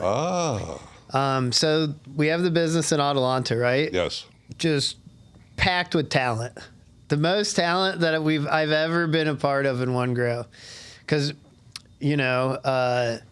recreational weed had just gotten legalized in California. Adelanto is one of the first places. So I brought a couple of people from Colorado, and then partners on the project brought some really good growers from San Diego. Okay. And then we had a huge house, a 5,000 square foot house in Apple Valley, and me and all my friends who were growing would stay in this one house together. Sure. So we had this really cool, once in a lifetime thing where we had all these really high level, smart minds of people that had grown on the black market for 10 plus years. Yeah. Coming together and figuring out this 30,000 square foot building. So then, and the reason why we had all that talent there was everyone wanted to grow with the company.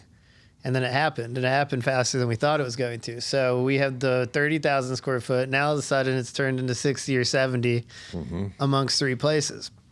And the people we took the team members, like the team leads from the first one, and made them like the head managers at the other 2. And I'm just assuming, okay, we're using the exact same nutrients, the exact same cocoa, everything's the same genetics, everything should go.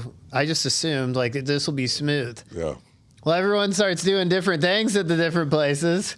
And I'm like, Let's talk. Why do you think people do all these different things and deviate from, let's say, the SOP or the plan?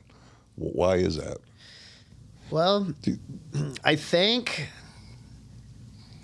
in that scenario, we were taking people that were focused on one certain thing and then having them manage the whole process. So I think my accountability in the scenario is I hadn't slowed down enough to teach them exactly what everyone else was doing. Yeah. They were aware of it because we're all working together. And since we're friends and growers, it wasn't as strict and structured as like some corporate places are, where it's like, oh, you're in the mom room, never going to flower. We're like all cruising around. Everyone had their responsibility, but then, we're hanging out. Well, you're learning. So yeah, we're learning. You're learning. Okay. But yeah, I think outside of that, like with current clients and clients from the past and things, I think a big part of it, or at least something that I recently experienced when I was helping a friend, is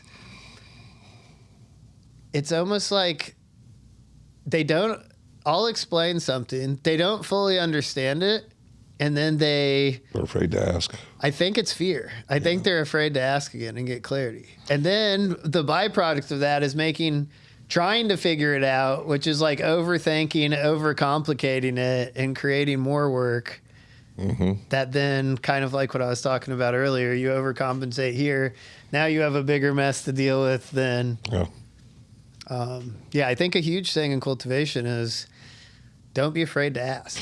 I think a lot of people think if they ask a question, it's going to mean that people are going to look at them like they don't understand what they're doing. And it's just the opposite. You want to ask a lot of questions, continually ask a lot of questions, because that's where you learn, and that has to go with ego.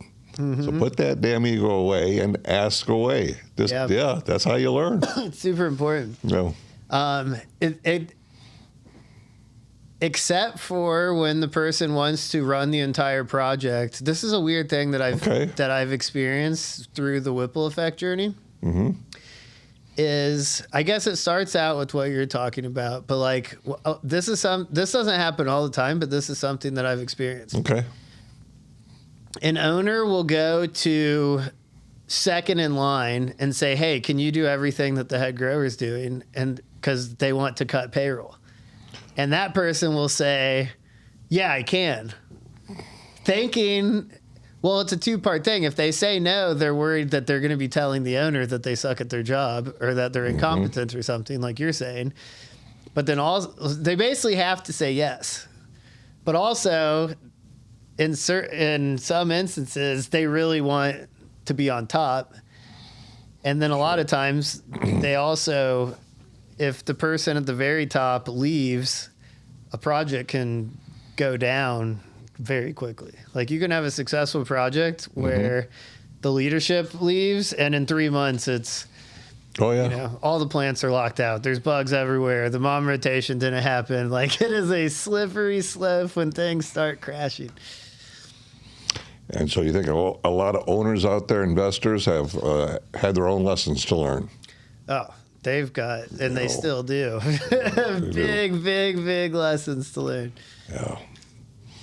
So now you're growing at scale. What are the challenges that you ran into? What do most people who come from a small grow don't understand about a big grow? Because when you walk into one of those grows, my brother, he goes like, damn, he goes, has it changed? He hadn't walked into a grow about 20 years. He goes, it's like walking into a spaceship, he said. I go, yeah, it's way different than what we used to do. Yeah. Way different than the traditional market when you're growing at scale. Big time. It's exciting. It is exciting. Yeah, I love it. Man, you want to know what's cool? I'm going to answer that question, but I'm more excited about growing now than I ever have been. Really? Even in the midst of the challenging climate, prices low and all well, this. yeah, the economy, less people are buying cannabis. Yep. I mean, if you look at even the big MSOs, they go, our growth is flat. That's because of the economy. Mm-hmm. I've been doing this for a long, long time, and I have never experienced an economy like this in my entire lifetime. Wow. I believe we are in a depression. And I say that because one of the definitions of a depression is a global recession. And I've traveled all around the world over the past few years. Everywhere I go, everyone is having hard times financially. Mm-hmm. It's maybe other than Dubai. Other than that, I mean, there are a few pockets in the world, but for the most part, people are suffering right now, really suffering. Yeah, it's hard to see too, because the cannabis business is suffering. You know, a lot of people are really, really struggling. Yes, they are. Which is, you know, now more than ever, it's important to really dial in your process. You know, margins are tight. There's no room for. Yeah.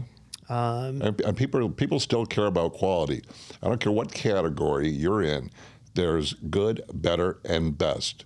You know, beers. You can have Pabst Blue Ribbon, you can have Michelob, and then you've got your Grolsch and your Heineken. I don't care. Pick a category, any category. Cars, suitcases.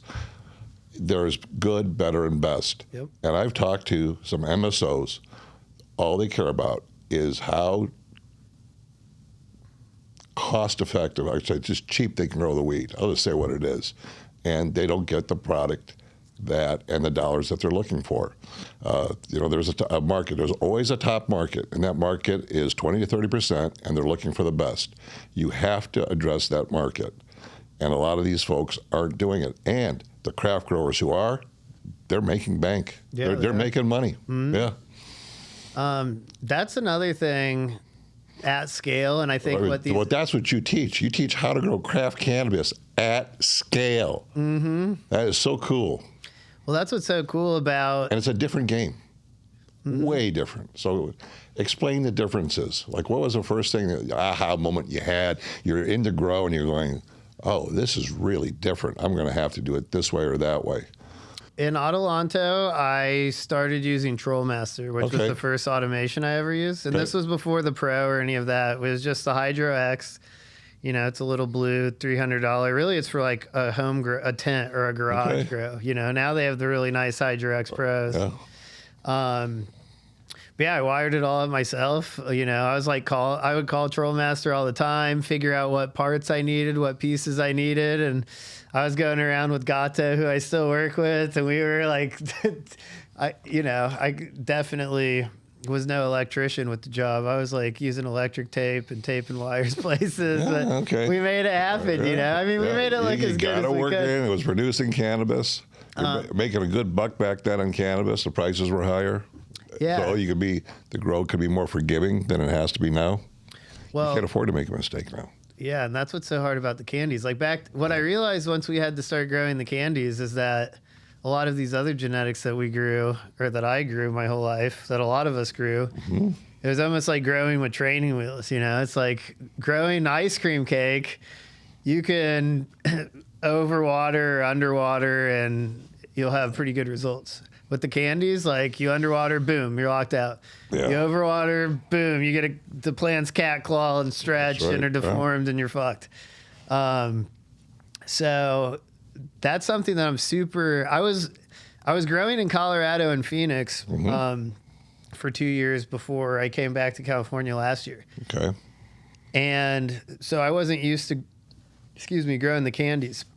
I was used to, you know, when we were doing the 5,000 lights in Phoenix, we had 300 different genetics. Okay. And our flow was... How many? 300. Wow. 300. We had about 100 the mission was for me to deliver in a 10-week time period 100 different genetics in the same quantity. Wow. So the same amount of pounds from 100 strains over 10 weeks on repeat, which was... That's daunting. Yeah, that's when you really... But you got the great skills from that. Mm-hmm. Yeah. All those different strains, watching them grow, seeing what they do, which ones are finicky, which ones aren't. Well, yeah, it was tons of fun. But the thing is, if it's finicky, boom, gone. Like, we're not dealing with that. We got 5,000 lights. yeah. There's, you know, working at smaller grows now, and like right now I'm growing all the same candy strains under HPS and LED in every room. So what's that like? Because different set points, different way of growing, LED, HPS, the battle continues. Mm-hmm. So some guys love the HPS and they won't go to LED, and some people like the LEDs. So what's your take on all that? Our HPS facility is much more forgiving and a lot easier to grow the candies than our LED facility. Okay. Well, so when you're growing the candies, like, what's the biggest difference that you have to do between LED and HPS? What's the first thing that you went, oh my God, this is different? The nutrients need to be, your input EC needs to be stronger under LED. Okay. It's really interesting. Like, if I start the first week of flower, yeah, I start the first week of flower the same every time under HPS. And if I copy and paste that to LED, the plant eats like all of the food in the substrate and no EC will stack at all. It'll just like, it's like the plant's just like eating everything. Wow. So it's definitely a little trickier. And they say, this is what's interesting too. So the facility in Phoenix was the biggest fauche facility in the country. Okay. We ran every different fauche fixture. And the fauche spectrums have a lot more red in them than the fluence spectrums that I started growing under last year. Okay. The fluence spectrum has a lot of blue and not nearly as much red. Okay. And in my experience, the plants do not like the hardcore blue spectrum for flowering. Mm-hmm. That's very accurate. It's way harder to maybe I shouldn't even say. What's the Kelvin temperature those LEDs burn at? Do you know? I don't it's like even 6,000, I think it is, something like that. Yeah, I don't know, but this is all I know, just from a layman's perspective. The growing under the red spectrums of fauche, and even right now, growing the same strains under fluence versus the grower's choice, which has a more similar spectrum to the fauche ones. Mm-hmm. Man, the plants perform so much better if there's more red. Really? Yeah. So what percentage red do you think that the candy strains need? Percentage-wise, I mean... Just your best estimate. They'll be at like 80, or like 60, 80, or 100% on the LED spectrums that are more red. Okay. And a lot less blue, whereas like the fluence has 100% blue and like 40% red or something like that. So it's almost flip-flopped. Because at the same time, basically, like, so when I say more red... More red than blue. More red than blue. Yeah. And so we're building the new facility, the flagship for the CCI book and plant science. It's a couple of months away, isn't it? Yeah, we've been waiting on power. And you've got special rooms to do mad scientist work, I heard. Yeah, we're going to have some fun. Good. And you're going to post it all so people can see it all? Okay, very cool. We're going to do a bunch of fun stuff. Like, we'll be on Instagram and say, like, hey, what do you guys want to see? Like, want to see what happens when I feed a plant 10 EC of cultivator series and put a gallon of overdrive straight to it? I mean, I don't know. We're going to have fun. We're going to do some, like... structured, calculated research, for sure. But we're also going to have fun with it and mess around a little. There's an experiment that I want you to do, and that is, I told you the story about the barn that the roof came down during winter, and the buds got huge, and cold shocking them week 4 and week 5, and dropping the room temperature and seeing what happens. Yeah, temperature. And just one time, because that's a stressor. The plant thinks, "Oh God, I'm going to die," and so then all of a sudden it gets a second chance, and boom! It just, these buds were just, the colas were huge compared to the other side that didn't get the cold. Yeah, I think there's so much space for research that still needs to happen. I think we're at the tip of the iceberg. Like what 5 years from now and 10 years from now, be much different how we grow than what we're doing now. Yeah, we're gonna have spectrum. Well, you see AI. Can you imagine AI hooking up to all the drybacks and all this and percentages, so you don't have to make the set points. It does it automatically because it knows what medium you're in and everything. It's going to be cool. It's coming fast. Yeah. My best friend's cousin grows lettuce for Costco, and the whole greenhouse is Japanese robots. Zero employees, just 5 robot mechanics. Really? Yeah, it's crazy. You know, I've heard. I haven't been there yet, but I've been to Japan, but I haven't seen these. They say they have like skyscrapers that the floors are growing different kinds of vegetables and things, and all, the most perfect fruit that they can grow. They sell 3 strawberries or 5 strawberries or what was it? It was like a dozen strawberries for like $270. They have cantaloupes, melons that they sell for $300 a piece. I'm not joking. No, it's all about perfection, sweet tasting, everything. I had a friend who bought one of his $350 melons when he was over there doing a shoot, and he goes, "It was the best melon he ever did." But anyway, so they automated, like you were talking about. Mm-hmm. And it does all the calculations, does everything automatically, the environment. So there's another level for our industry to go to. We're just not there yet. Yep, and under canopy. Under canopy. Work the Faven lights are a big deal right now. And what have been the results with using the Faven lights? So we've done a trial at both facilities, the HBS and the LED. One table. We just done one table so far, but we've run the room with that one table 3 times. 15 to 25% increase every single time. Every single 15 to 20%, and I'm guessing a lot less smalls. Less smalls. Yeah. And the flower throughout the plant is purple instead of having the amount of greens and smalls drastically reduced. So the new facility is starting with all under canopy, and we're also outfitting both of our current facilities over the next.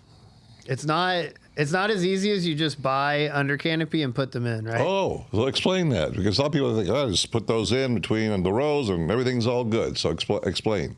So I'll give the HPS spot, right? We have to pull another 200 amp panel, and it's a long pull for the electric to come in. Yep. So that's expensive, and that's just to run the lights. And then we have to add an extra 5 ton to every single room, and then you also have to potentially feed. The tables. So when you run the lights, because I heard, if you use the same wattage. You just dim the lights on the top and you run the lights at the bottom. You're using the same amount of electricity, but you're getting more yield increase. And it sounds to me like you actually got to use more electricity because you got to bring in more air conditioners, another 5-ton air conditioner, and some other things. So, we're at the LED spot. We have more light than we use anyways. Okay. We never turn the lights up to 100, so we're actually going to take lights out there and add them under. Okay. At the HPS spot, the HPS light has to be plugged in anyways, and the spectrum changes if you're not at 100%. Yeah. So that one, we have to pull the electricity. All right. Potentially add more dehumidifiers. You have to water more when the under canopy light is there. Yeah, it's one of those things. Once you start changing stuff, there's always a learning curve. Mm-hmm. That's something that I've for sure learned about scale and all these different things, What's your biggest lesson that you learned from scaling? Scaling. I mean, that's number one, the biggest thing that you just surprised you, just went, okay, wow, I didn't realize. The amount of tracking and clarity that every single person needs to have. The people, the team. Yep. Yeah. And that's That's why, literally, why this book exists. So this book, when we scaled, was an 80-page Microsoft Word document. Okay. No pictures. That's it. And It's got a ton of pictures in it now. Oh, you show everything. We took 22,000 pictures. To deduce them down to what's in that book. Very cool. And a lot of dedication. Yeah. A lot of dedication went into that book. You and Gummer. Yeah. And the team at Whipple Effect helped with edits and contributed and stuff. But yeah, big, huge project. And that was literally the hardest thing that I ever did. But, it's funny. It came out of, and I think anyone who's ever managed a cannabis garden will be able to relate to this big time, is when you have a big project, when you're trying to get a lot of work done and you're working with a bunch of people that are high, there is a big lack of it's very common to have a lack of accountability.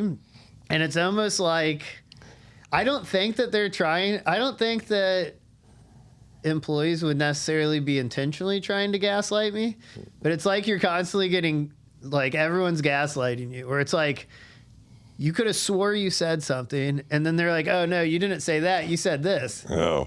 They do. You're going to have to start journaling. That sucks. Yeah, they do it wrong and then tell you that you told them to do it that way. And then if you don't have it written down and you're not tracking that's got to be so frustrating. Yeah, you'll start losing your mind. Yeah. So all of a sudden, when you have one spot. I mean, when you're high, your memory isn't so good. It's not so good. At least I know mine isn't. Yeah. They want to medicate it. Well. And that's why, me being one of the owners and the CEO of the company, I couldn't, I would get frustrated, but I would never take my anger out on them. I would direct it back towards me and say, how do you, you have to be smarter than this. Internal locus of control versus external locus of control. Don't blame them. Take full responsibility. And how do I figure out how to put in systems that hold them accountable? Exactly. You have to have systems. Because if you just blame them and get mad, then it's not going to get fixed. Correct. And the goal here is the plan wasn't just to stop at 3. It was we're scaling up to 400,000 square feet. Just like a lot of people experience in cannabis. It's pedal to the metal, scaling faster than you should, running before you walk. Back to the under canopy. So that's the new, latest, greatest thing in our industry. Mm-hmm. And you're saying you're getting 15 to 20% more so that it works. And I believe that Fabian is probably the number one under canopy light at the time right now. I know they got a lot of traction. And you used them. We've used Faven, and Tim, the founder, he actually wrote an awesome a chapter in the ebook about the SOPs that they use. The ebook that you're giving away to the entire industry. Yep. I read that book. It's incredible. Oh, thank you. There's a lot of great information in there. That's all it is information. Mm-hmm. Yeah. So it's 2 chapters, the full crop steering chapter and the full water activity chapter from the CCI Black Book. Then I wrote an additional 40 pages, and then Tim wrote the under canopy section. Arroyo added additional stuff to the crop steering section that they added to begin with. Yeah. A few other great companies have added into it, and super excited to share it with everyone. Oh yeah. So here you are growing at scale. So when you build a facility at scale, what's the first thing that you should be aware of? You built out facilities, so what's it like? The first thing the irrigation and the HVAC are the backbone of the entire facility. Okay. So making sure that you have, the ideal scenario is to have a wet room, is what I call it, an irrigation room, that will feed the entire facility. So, I walked in one of your facilities and it was Rhythm was in your wet room. Yep. Yeah, great. Rhythm was in our wet room. Rhythm's in the one for the new flagship spot. And they're also in the ebook. Yep. As well. They are as well. So you have, you bring your water in, you treat your water, RO machines. Mm-hmm. That's where, I want to address that real quick. Everyone should be working with an RO machine and not well water or city water. And the reason is it contains bicarbonates. And bicarbonates are alkaline, and they have a lot of alkalinity. And alkalinity is the enemy of what we're looking for, because cannabis likes an acidic rhizosphere. So be careful with city water. You must, if you really want to get the maximum out of your facility, RO water. Mm-hmm. So we put RO waters in all of our facilities. And then the way that I design them is the way that the Rhythm works is we'll have all of our stock tanks with the Cultivator series. Okay. What's awesome about Rhythm is that there's little injection pumps for, you can have as many of them as you want. And Bandied right now we have 16. So we can use the full Cultivator series and all of the additives. We can play around with different additive, different rates, whatever you want. Recipes. It's super, super flexible. Then that goes to a mixing tank, and then the mixing tank fills batch tanks. So every single room has its own individual batch tanks. Okay. Not everyone does that. Some people do direct inject, which means So let's talk about batch tank versus direct inject, because there's both that are out there. Now Rhythm has a direct inject as well. Yep. So what are the challenges? What are the things that are different when you're using direct inject versus batch tanks that folks should be aware of? So direct inject is the nutrients gets injected into the water, and then it doesn't go to a separate holding tank. It just goes straight to the room. And so pH can be a challenge sometimes. pH can be a challenge. If any of the pumps go out, you're missing one of the 3 parts that you thought you were sending. You have whereas the batch tank, you're filling a tank that then sits there and has its own pump and feeds the room directly. So with the batch tanks, it just gives you a lot of buffer, a lot more room for error.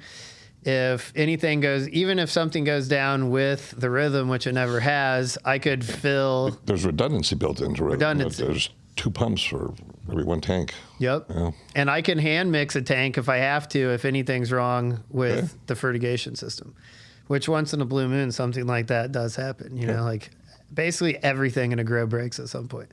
Nothing lasts forever. No. Especially you start managing a grow that's 4 or 5 years old, you've got ACs going down. That's another thing. A lot of folks don't have enough AC push in the grow rooms. They're always challenged with dehumidification properly and cooling the rooms properly. And that's something that is very important. Make sure you get that right. So what have you found out about that? So do you overcompensate for, you always make sure you have enough cooling, you got to use humidifiers in some of your rooms and dehumidifiers. Use a combination of all that. So. Yep. So in designing. I guess this is called the perfect grow room at scale. This is what you should have. Yeah. The perfect grow room would have an extra 5 tons of air conditioning for sure. In case you get a hot day or whatever. Especially out in the desert. Yep. I mean, when it's 120 outside in Palm Springs, every AC unit is burning. Burning and burning. Yeah. I think they say it's 30% reduction on the cooling capacity that it has. But yeah, all the grows, most of the grows in the desert start overheating in the summer. It's a pain in the ass. But yeah, just having redundancy in everything, additional dehues, additional AC. Dehues are kind of controversial because hot gas reheat is proven to be much better science. It's more efficient. What is hot gas reheat? Explain that to the audience. Hot gas reheat is when you're using an AC unit to also dehumidify, which to break it down as simply as I can. So ACs are always dehumidifying no matter what. Correct. They're pulling condensate out of the air. And what a hot gas reheat does is the coolant inside of it that's getting heated by the coils and going to the condenser outside, you can put a solenoid in and channel that to the front and put a hot coil where the cold air is blowing into the room. So ultimately, you cool the air, it pulls out the condensate, and then you reheat it with the heat from the system. And it keeps relative humidity Yeah. at the right place. Because DHUs are basically AC units that instead of sending the hot gas out to a condenser, it just blows the hot air straight into your room anyways. Yeah. So it's just a more efficient way to do it. But regardless of what you do, you just need redundancy, you know, because all of the stuff will go down, will work less efficiently. You know, you need to have your electricians and your HVAC technicians be your best friends, and your plumbers. So give them a lot of weed and treat them very well, and they will put you first. So what else do we need in the perfect room? The perfect grow room at scale. The perfect grow room at scale. You need an even sized room so that, and I think a perfect sized room is like 1,500 to 2,000 square feet. You don't want the room to be too big. You want to have rolling tables. You want to have your lights hung at the correct. So when designing, what I recommend to everyone is if you haven't designed or if you're continuing to design, just reach out to the manufacturers of all these companies. So like for lighting, you know, it's like if you reach out to any light company and you say, okay, my bench is going to be 2 feet off the floor. My goal is to have a 5-foot plant. So my canopy is going to be at 7 feet off the floor. And I can hang my fixture at 11 feet. How many lights do I need? And then they'll make you a perfect light map of your entire room. Mm-hmm. As far as lighting goes, you want to, this is a design error that I made on the first grow. I could have added way more lights. You want to light the whole entire room wall to wall in like a 2-foot front aisleway, even though the aisleway might be 4 feet.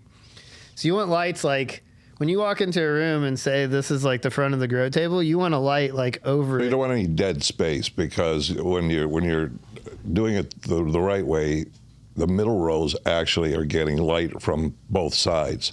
Where if you go up against the wall and you have your lights running down the middle, it's not going to be the same wattage in the cottage against the wall. So you can move your lights over a little bit, and so you can get more production out of the same space. Yep. Is that accurate? Yeah, okay. Exactly. It's like basically like if you just light the tables and not like the whole room, you'll have like a 20% reduction on every plant that's on the border of the whole room, which turns out to be a huge amount of money. A lot of money. Tons of money. Yeah. So if you do that, you'll have less pounds per light and more grams per square foot. But you want more. The only thing that matters is grams per square foot. You want to be, you know, you're paying tax on the space. You have this physical. So on candy strings, what are you getting per square foot? And this is not like a fish that keeps growing. Like, what are you actually getting? Like, in the ballpark of like 70 to 85. 70 to 85 is like realistically about where we're at. And so you make one little mistake and it goes from 85 to 70. Is that what happens? It's like you need the run to be just as smooth as possible. What do you think that factor is? It could. I would say this: the highest quality is in the 70 to 80 range. 80 to 90 is when the quality starts degrading, and if you make mistakes, you go down to like 60.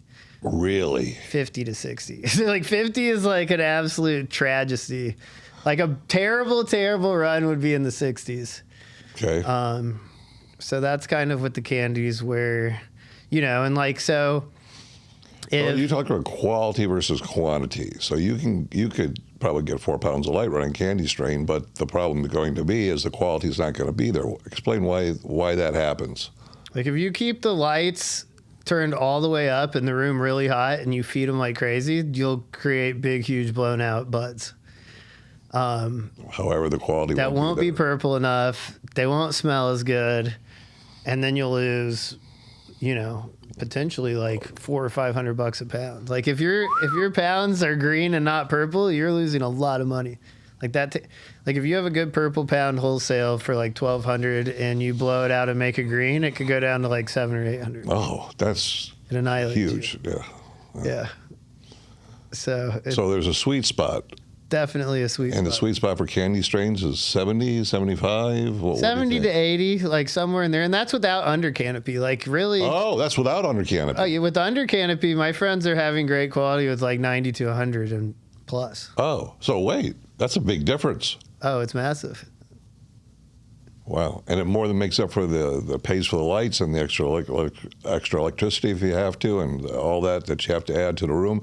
Those under canopy lights make that big of a difference. It's a no-brainer. If you're designing a facility that doesn't start with under canopy, you're losing out these days. You're losing out massively, and like the ROI for them. Yeah, what is the ROI? How fast do you get that back?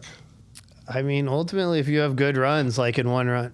One run pays for it. Mm-hmm. That's a big deal. Not too bad. That's not too shabby. It's basically how you're going to have to survive with the prices being suppressed like they are, you know? Yeah. So yeah, those are, good airflow.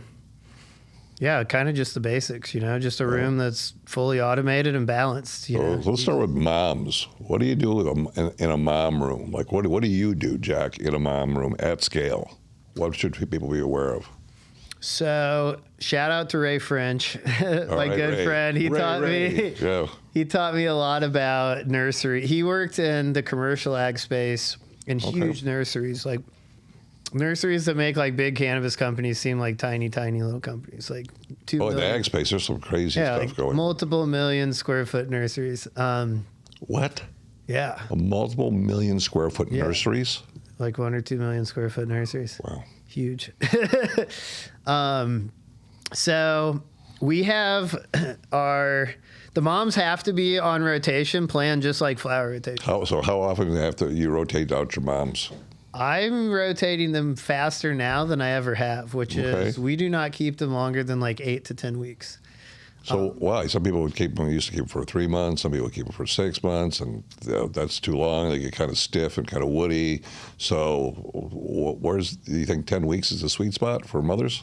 So the main reason that I do it, there's a few reasons, but so ultimately, my theory is that every plant on the commercial market has hop latent virus, thyroid. Really? Yes.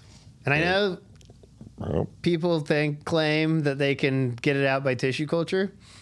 It will test negative, but I've seen all the plants that every time I bought tissue culture plants, some of them eventually have hops if they have enough stress.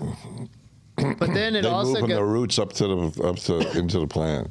Yeah, and it's that's where they're living. The condominium complex of hops latent thyroid is in the roots, and when the thing is right, they're still trying to figure out what snaps that plant and makes it take over the plant. But they also say like fungus gnats can take it from one plant to another. Yep. So let's say maybe scissors and cutting tools. Everything. Yeah. So let's say in a perfect world, a tissue culture company can get it out of there. Well, if your employees bring in any bugs, you can get it. If you ever bring in new genetics, the new genetics will probably have it.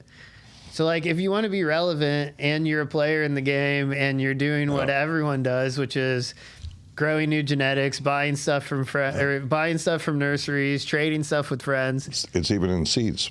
Yeah. They thought at first it wasn't in seeds, but no, it's in seeds too. So it's a big issue.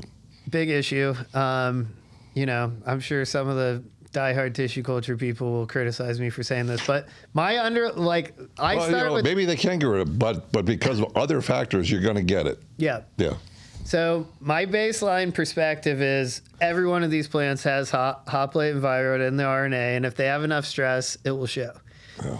The way you avoid that is you keep young, healthy moms. You turn them fast. If they ever get old and stiff and woody, like you said, you're screwed. Yeah. Especially in like the candies and OGs and stuff. Like it's if like a candy mom gets unwatered or like it gets underwatered. Yeah. Or like someone misses a watering on it, it will like lock out and be really hard to get super healthy again. Wow. They're just extremely finicky. So we're never up potting our moms anymore. We're vegging 20% more plants than we need. Okay. we're keeping the best X amount of the best plants. Like we'll keep 10 to 15 of the healthiest plants from this table over here onto the moms. So we're flipping plants on day 16. So on day 16, we have new moms start here. I top them once. Those aren't clones.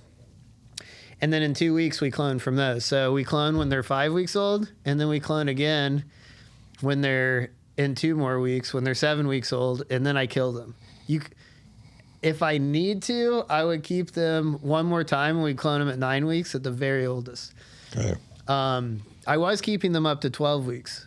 And what happened? Why 10 instead of 12? It's just, the older that they get, the higher percent chance you are to have problems. You see more plants with hops latent thyroid. Yep. Yeah. And it goes into one of those things at scale. Like you do have to have, well, we didn't really even, I mean, we haven't changed our mom's face, but one of those things at scale is you can't bank on having an employee who doesn't have 20 years of experience to be able to spot a plant when it turns sick. No. Because the plant looks different once this happens. And if you have a ton of experience, you can spot it. But if you have all sorts of things going on. It usually shows up as a plant with some kind of, looks like a nutrient deficiency. Yeah, it looks like a nutrient deficiency. But it's not. The way that the branches come off of this, the way the branch structure slightly mutates, like the angles really a tiny bit different. Explain it. Which way is it different? Because that's a keen eye to catch that. They like, let's say a branch normally there'll be less of a, how do I describe this? So typically, like with the candy plant, the angle would be sharper, and then it will go more towards like a 90-degree angle. Okay, yeah. Like it won't be... Well, the angle gets larger. The angle gets larger. Yeah. That's a good way of saying it. Yeah. They just look slightly different. And like, it's interesting. Before we ever... In Colorado, we just called them duds. Really? We didn't know what hop latent was. Yeah. I didn't hear that term until I got to California. Yeah. I was out here for a while. But yeah, so we always just call them duds and we'd throw them away. And, there's always just have extra plants, throw away the duds, whatever. But yeah, if you're at scale, you don't want to bank on...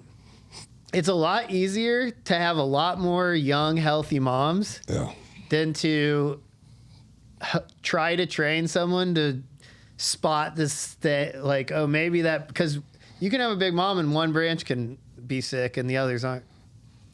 So, like, trying to teach some weird thing like that is not what you want to do at scale. At scale, you just want to have redundancy.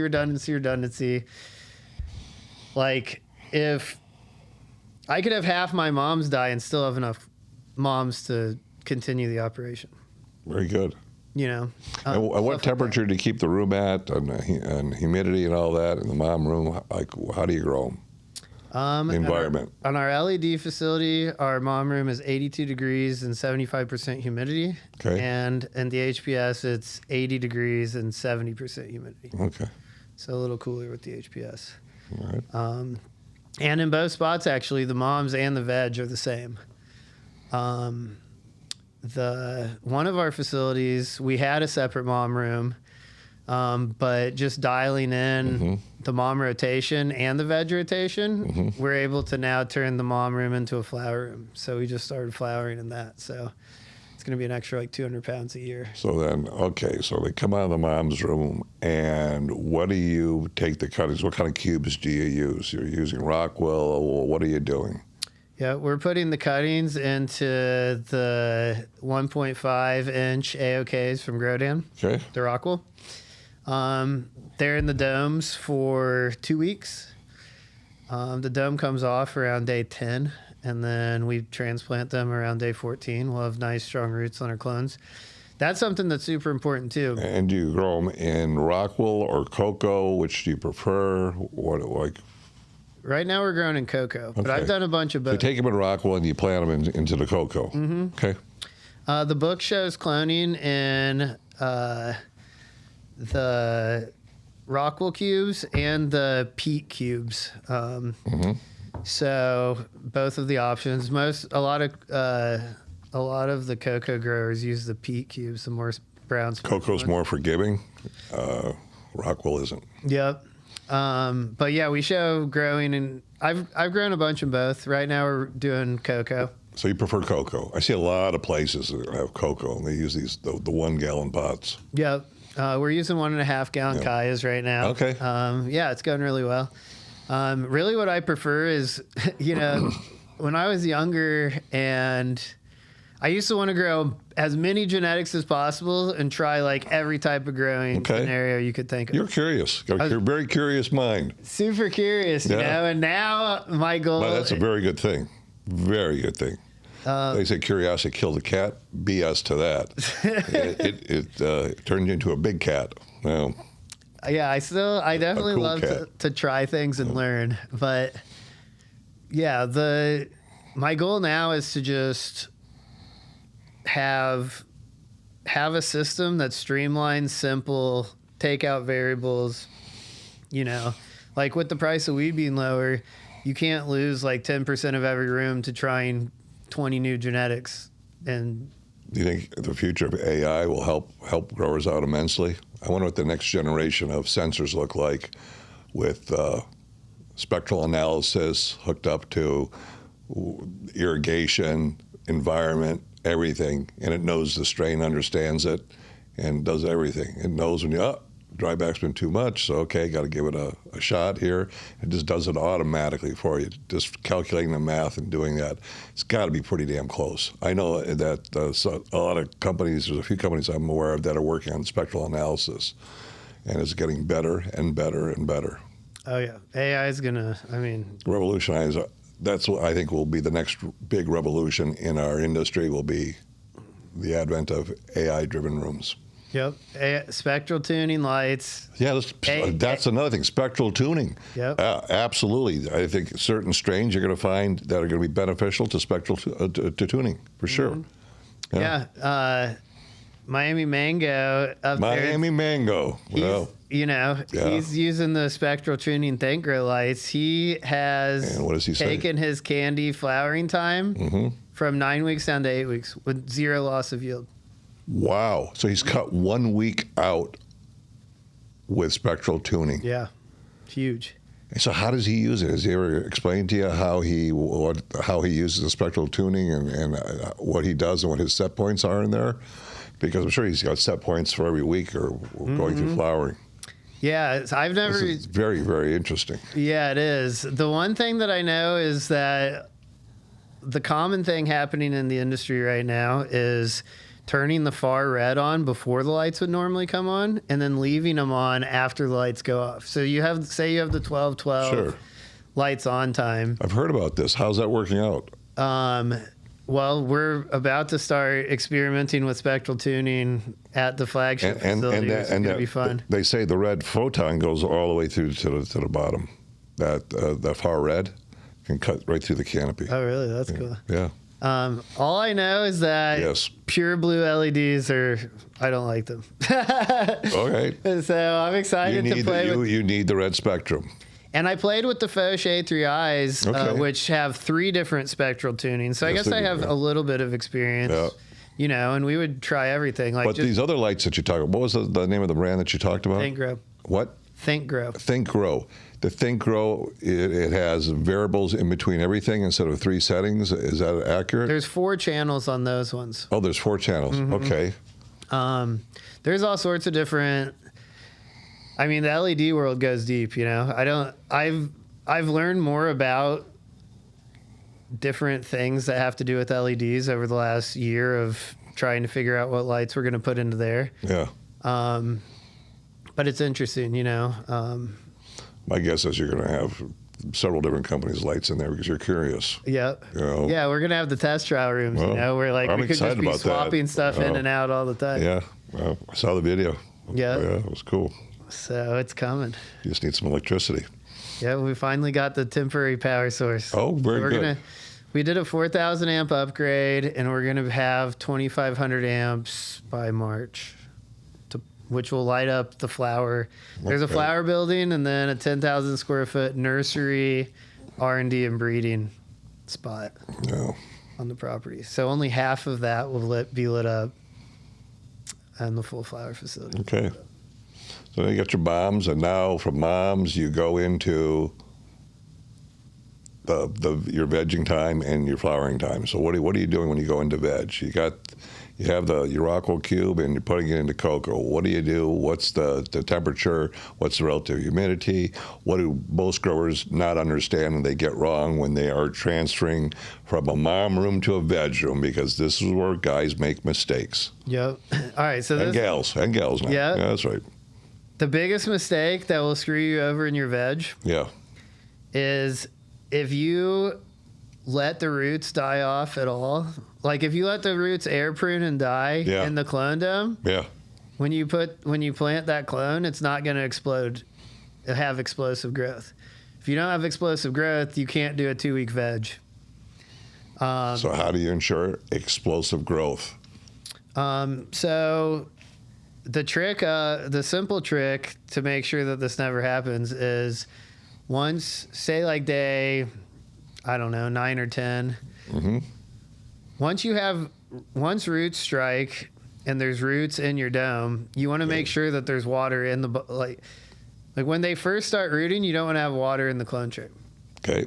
And then once they root, you want to have water like up to the top of the ridges or a little bit over. Okay. And even if the roots aren't down into them, it'll keep the roots so humid that they won't die. So you want like fuzzy, bright white, beautiful, explosive roots going into the veg pot. Okay. And at that point, the plant will blow up and grow super fast. If they're brown and dead, you'll waste like a whole week of veg just having the roots like, you know, the roots that should have been taking off have to regrow and restart. So that it's also clone selection plays into that as well. Yep. So again, massive redundancy. So if we want to have a lot of redundancy, we'll do 40% more clones than we're going to put in the flower room. So let's say we have 100 plants in a flower room, for a simple example. I'll take 140 clones. I'll plant 120 veg plants. Okay. And then 100 of out of that first 140, the very best 100 finally make it into the flower. Ah, okay. And that's something like with Whipple effect, if I come in to help fix a project on a consulting project, you walk into a lot of rooms and, you know, they start loading the best plants. And then the last table, half the plants will be like, they'll be alive, but they'll be smaller and weak or sick. And that's just a numbers game. So like instantly to really help someone's yield, it's just doing better math. You're like, okay, well, you had 40 plants that were subpar that went into flower. So cut 80 more clones or cut 100 more clones and plant 60 more veg plants, and then you'll have your 40 extra. What you need. Good plants. So part of there's a lot of small different things. It is. It's always the small details that add up to something, right? It's a series of doing a lot of little things correctly that pay off. And typically too, like having the correct set points, environment, and irrigation. If a project's really hurting, like down at 1 pound a light or something, people just haven't learned those set points. So all the set points that we use for everything are in the book. And but also there's set points in the what you're giving away, the crop steering super system. Yeah. And the difference between the crop steering section in our book and the super systems is I don't know how to say this. A lot of companies have put out information about crop steering. Yes, they have. So I read every single one of them that I could find. Yeah, and rightfully so. And I took a couple of them, cited it, and put them in to show, look, you can do a lower VPD with higher EC, which is what we do, or you can do a higher VPD with lower EC. Yeah. And ultimately, the science is the same. It's how are you moving water through the plant? It's a balancing act. It's a balancing act. Yes. So that's why I named it the crop steering super systems, because this is the way that we do it and what works for us, that we've had a lot of great success with. Whipplefect's had in the last 4 years, 30 different clients that we've applied this method to, all successful. All making money. All making money. That's all profitable. good. All profitable. Yep. That's the difference when you do things, all the little things right, and the big things. Yep. Yeah. And that's what I tell everyone. Like, this is a team sport. Every single step matters. Yeah, it does. And to get people to care, you use a bonus system. And I think the bonus system that you came up with is absolutely genius. And I don't know why more MSOs and other folks don't do this. And it's like, okay, what's the highest yield you ever got in this strain or that strain? Okay, so you benchmark that. Okay, so now give a bonus system for higher terps, higher cannabinoids, more yield. And based on that, the growers, and it doesn't have to be a lot. But I guess the best way to put it is, you would be you'll be surprised on how well the bonus structure works, and you make a lot more money, more profitability goes up, happier cultivators with a bonus system. So explain your bonus system, because it's amazing. Yeah, so it's tiered. And wait, I want to be clear. You won't even work with a company unless they bonus the cultivators. Correct. Yeah, and I agree with that. It's you should absolutely be bonusing. Really, executives get bonuses, right? Exactly. They give themselves bonus. Why not give the cultivators? Yeah, if you look at the corporate world, it's built on, you bonus, you incentivize They have people. your profitability in their hands, and what are you doing? Yeah. Yeah. Well, the people that aren't bonusing are losing their minds and getting mad and not knowing what to do, and then there's friction. Like the motto Whipple effect is, like on our website, it's bridging the gap from grower to owner. Oh, like that. That was our mission statement of because I was always a grower and an owner. I was never just someone's grower. Besides when I was just working for free, I guess. Yeah. But so our bonus structure starts to make it easier to talk about, we'll do pounds per light. Sure. At the HPS spot. So it starts at 2.5, and then it goes up every quarter pound. So 2.5, 2.75, 3, 3.25, 3.5, so on and so forth. And I can tell you, there's a lot of commercial facilities, they're not hitting that 2.5 mark. No. So, And now they would be. Yeah. So let's say if you're like the amount of money on the table, if you go from 2 to 2.5 pounds of light, let's say you have 1,000 lights, that's an extra, what is that, 2.5? An extra half pound. That's another 500 pounds every 9 weeks that you get. Yeah. So if you incentivize your people and you say, okay, we're going to, if you can get us an extra 500 pounds every 9 weeks, we'll break you off 10 pounds of that profit-wise or whatever the number is, then you're getting an extra, let's just say you did 50. Well, you just broke them off 50. Let's say it's $1,000 a pound. They get 50K, you get an extra 450K. Bingo. And so the way it's a no. Like when you talk to someone, you're like, hey,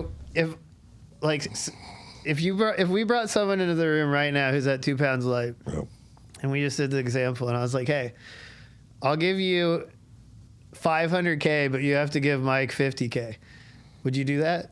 They'll be like, what do you mean? I'm like, yeah. Money at a discount all day long. Oh. So it's basically that easy. And the cool thing is, the HPS facility that I designed, then left my partnership, started Whipple Effect, wasn't there, and then 6 months ago came back. The grower before I came back in there, the biggest yield was 177 pounds. Our first yield was 208 pounds. Wow. And now the last two rooms were 220 and 233 pounds. Jesus. And everyone's motivated. We have team meetings. That's another thing at scale. Team meetings is important. So when do you have your team meeting? Every single day before you start? So the team does a quick check-in every morning, but we have like an hour-long long format meeting once a week. Okay. I call them gratitude meetings. That's nice. And so it's a 3-part thing. The first thing that you do is you share something you're grateful for. It can't be work related. Oh. Okay. And so the intention of that is gratitude's very important. And B, everyone gets to learn about each other's life. So it really builds team spirit. Yes, it does. And then you share one thing that is going well and one thing that could be better. So positive and constructive feedback, but it's all positive because the constructive feedback, I make it very clear. It's like, this is not a hate on the company scenario. You're being kind with your feedback. Yep. And it's to be constructive. It's like, look, we need to get better. There's something in it for all of us. We all want to hit bigger bonuses. We all want to work together better. We want it to be more efficient, and sometimes there's things so simple like, hey, if we had 2 extra U-line carts, we could harvest in 2 hours faster. That's a lot. Adds up to be a lot of money. It's like, oh, cool. I spend $70 on 2 U-line carts, and all of a sudden the team is not standing around watching each other work. Whereas, like, it's so important to talk and connect with all the employees. They're on the ground, exactly like you just said. They're controlling all of your profits, everything. Yeah. That's what's so strange about our industry too, is the people that are owning them and investing in them don't understand growing, and I see them not understanding a lot of the cultivators. Now, there's cultivators that get along great with management, but a lot of them who come out of the traditional market have some challenges to work around. Yeah, and also the owners don't know what they can do to make the plants grow better. So then they start honing in on what they know from other business, which is cut costs. Which is terrible. Like if you, let's say they're the instrument of their own demise. They don't even realize it. Yeah. Like if I stopped using the cultivator series and tried to mix my own salts, I guarantee you my life would be ruined right now. Yeah. I don't want to deal with that shit. Yeah. Like there are so many factors that matter. It's like you've been making nutrients for 30 years and you're incredible at it, and you've had the best scientists in the world. Yeah.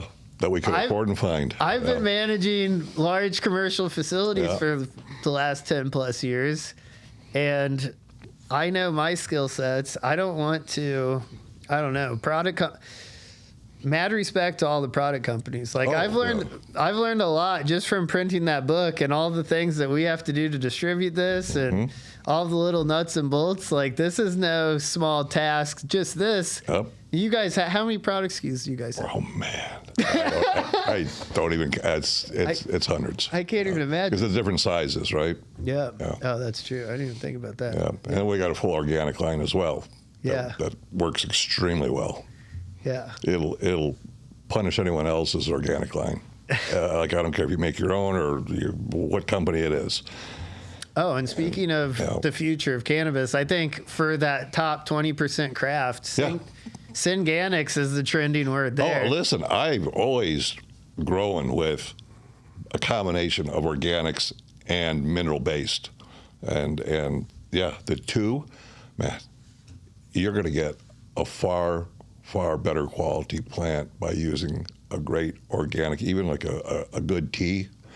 Brew your own tea. You'll notice a difference when you're using mineral. There's something about Mother Nature's organic stuff that it produces that fills in the gaps of what mineral can't do. That's the easiest way to explain it. It's like the plant is looking for it. So kind of like when you eat corn, it's better with butter and salt on it, right? Big time. I'm from Indiana. Now you're speaking my language. That's it. Yeah. Yeah. And so that's kind of like putting the butter and the salt on the corn. Is an organics, some kind of either organic fertilizer that you put in there or tea. I couldn't agree more. So last year, was it last year? No, 2023, I went back to Colorado. My good friend Michael, who his brand's Higher Function. Okay. He had a grown Durango, and I was helping him with it. And he uses a bunch of advanced products, but he does synthetics and organics. He's got a special recipe, combines a bunch of stuff. Yep, sure. And we had seen each other, but I hadn't been in his garden or like seen his weed for years, like 6 or 7 years.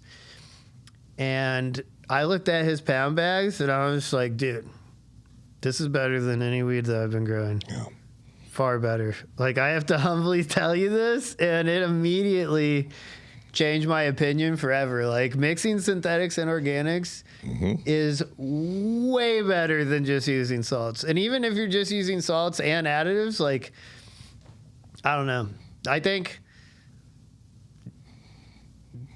everyone's really catching on that if you just only use salts as a base. Salts will only take you so far. Salts have a ceiling.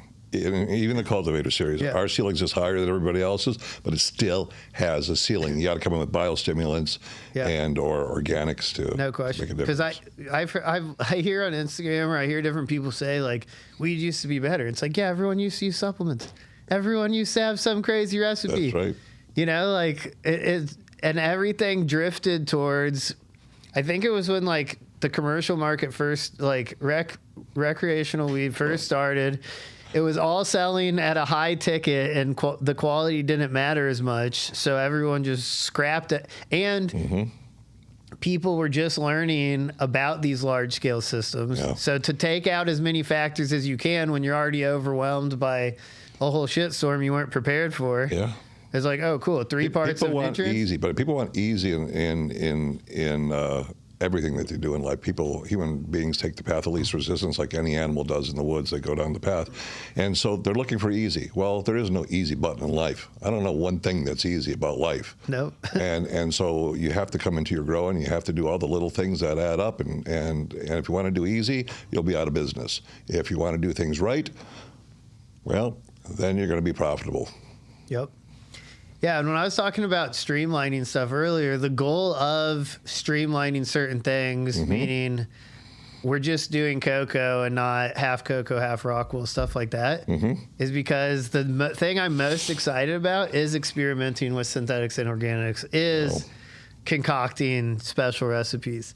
You know, like it's fun. Like, we're in the ebook, I share everything that there's another thing that's different than the CCI Black Book is I put a grow journal in there.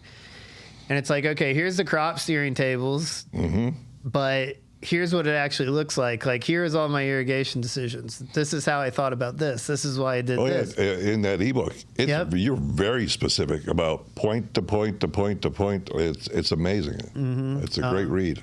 Because the crop steering table is like the outside of like is like the canvas of a picture, you know? Okay. And then it's not all, you can't use it just literally. It's starting points. Environments you can use literally. Irrigation, you have to build up the things, and there's room to play, and different genetics want different things. So the goal of the ebook was to expound upon that and say, okay, look, here's an example of the decisions I made. Yeah. And it's the challenge. And you know what I like? You also talk about the things you did wrong. Yep. And a lot of folks won't do that.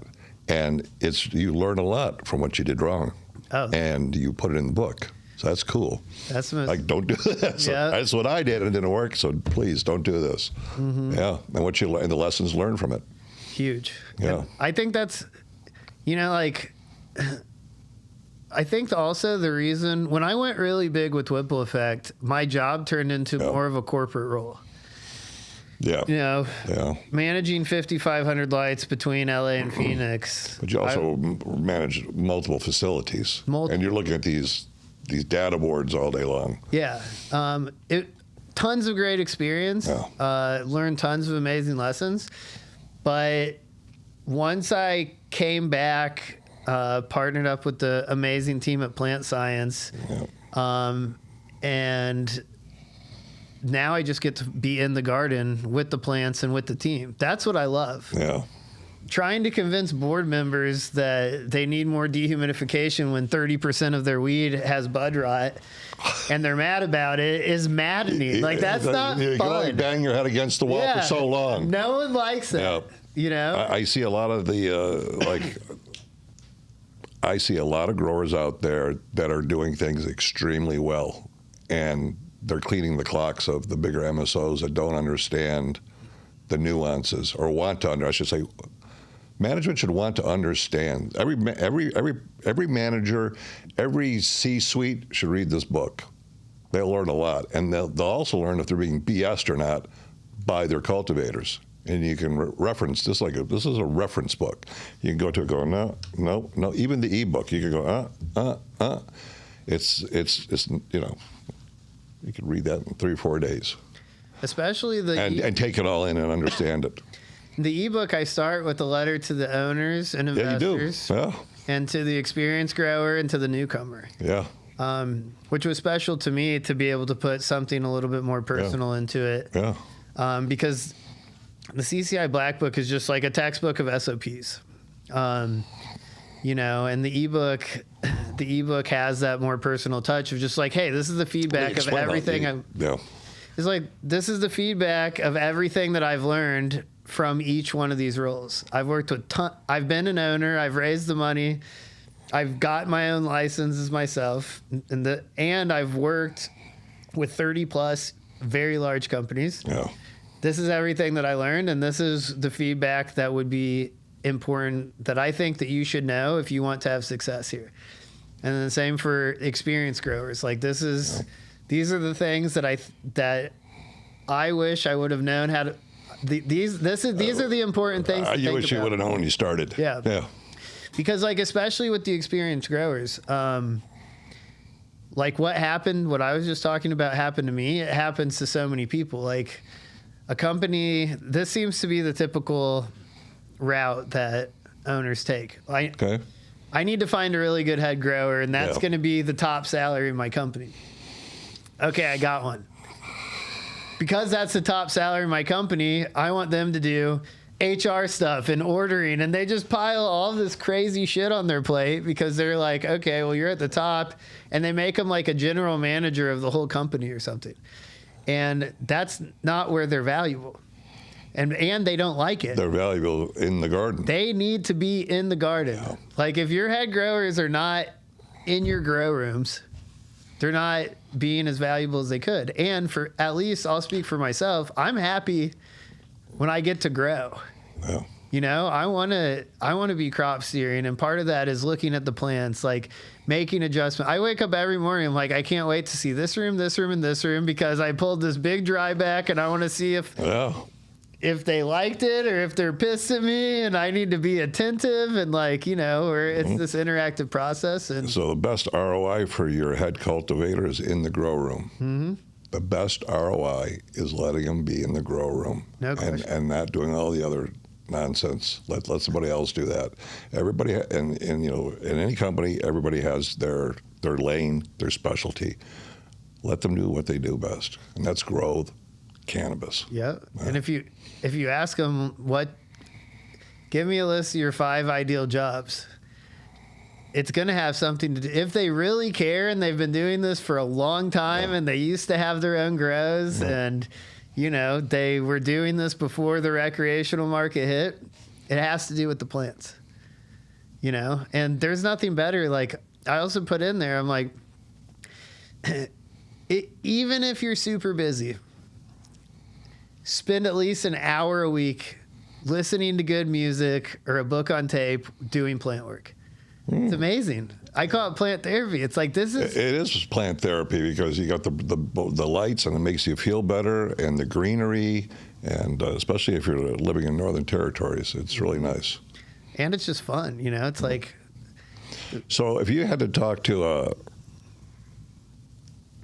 an owner of a business, like what would you tell them? What are like the 3 most important things that they should know and understand to get the most out of their facility and their team? Bonus, because they've got to be up there. Bonus is one of them, for sure. So I break it down in the ebook. But so first things first, well, they're all equally as important. Okay. But coming before the team, just what they need to know about the business that they own is that they are accountable for the infrastructure, and they need to look at the environmental set points of the crop steering tables. It's in that book and the ebook. Yep. And you need to ask yourself, can my building achieve these set points? If it can't, there's no accountability that you can't expect these. You could go find a badass and pay them $500K a year, and they're not going to give you your performance because your building doesn't perform. So number one, it's your job to invest into your building and make sure it can perform. I agree. Period. I walk into some really expensive facilities, and I'm amazed at some of the automation that they could be using that they don't, that would not only make them more efficient, but also make their harvest a heck of a lot better. Oh, yeah. And it surprises me, even today, that they're not utilizing, I walk into places, they're not using a rhythm. They're not using some inline injection system. Yep. It's frustrating, and they're not using Arroyo or some other kind of a system, or that sensor system that's monitoring the plants. It's science today.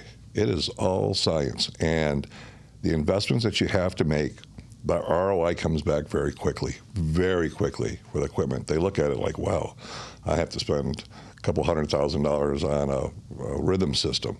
Yeah, but the ROI in that is so fast. It's Yep. 1 or 2 crops. Yeah. Well, it's like A scale. Yeah. it's like, well, do you want to hit one? It's like, I won't. It's like free money. Also, it's free money. Just laying there. Yep. So the 2 requirements for me to work with someone is that they buy Arroyo and they do the bonus structure. Oh, okay. So there you go. Bonus, sensors, Arroyo. And the third one would be? And the third one, so those I are like the the three power things. of 3. Well, so that the building, Yeah. Arroyo, and then Okay. taking care of your team. There you go. And the Arroyo is just essential for you to make sure that step number 1 is happening. Yeah. It's like an owner of a facility can wake up every day, click on the app on their phone, and see if the numbers on the table is happening. If you have something like Arroyo. Yeah. Then, if you're doing those 3 things, then you can hold your team accountable. Look, I gave you the building. Yeah. There's something in it for you guys. You're incentivized. If you hit my 2.5 number that I know I'm profitable at, or 2 3/4 or more, whatever that number is. Yeah. You know what I'm saying? The owner needs to pick a place where it's like, cool, I'm profitable at this point, and above this, everyone should be incentivized. And at that point, you can hold your team accountable. Okay, so what would you tell a cultivator? What are the top 3 things that they should be doing? The newcomers or the managers? No, just however you want to break it down. Managers, cultivation guys that are underneath them. Like what are the top 3 things that a cultivator, let's call it a head cultivator, should be doing, and understanding about his team and how to run his team. Okay, cool. Yeah, I'll do the head cultivator. His or her team. Yeah. So the head cultivators need to they need to be organized enough to be able to slow down enough to make sure that their team really understands and has been taught correctly. I see they get overwhelmed frequently, and then they're going too fast. Yeah. They're not taking the time with each person to make sure they really understand something. Goes back to, it's a team sport. Every single job matters. So if you don't realize that the clone person didn't understand your cloning protocols until they're dead, and now you just missed the whole round, and now you have to buy $15,000 worth of clones, then the owner's mad at you, then you're mad at them, when really, I think it's about putting in, like for me, I work a half day every Sunday and I prepare for the week for the facilities I'm managing. And I love Sundays because I get to be in the rooms. There's no one's there. I get to see the plants. I get to make a plan. And then I'm starting the week like 100% grounded with what's going on. So you make a plan and work your plan. Work your plan. Yeah. And make sure that your training is really clear, That's a head cultivator. Okay, so have a plan every week on what you're going to execute. Yep. Spend the time to make a plan before that Monday rolls around. Yep. Okay, what else?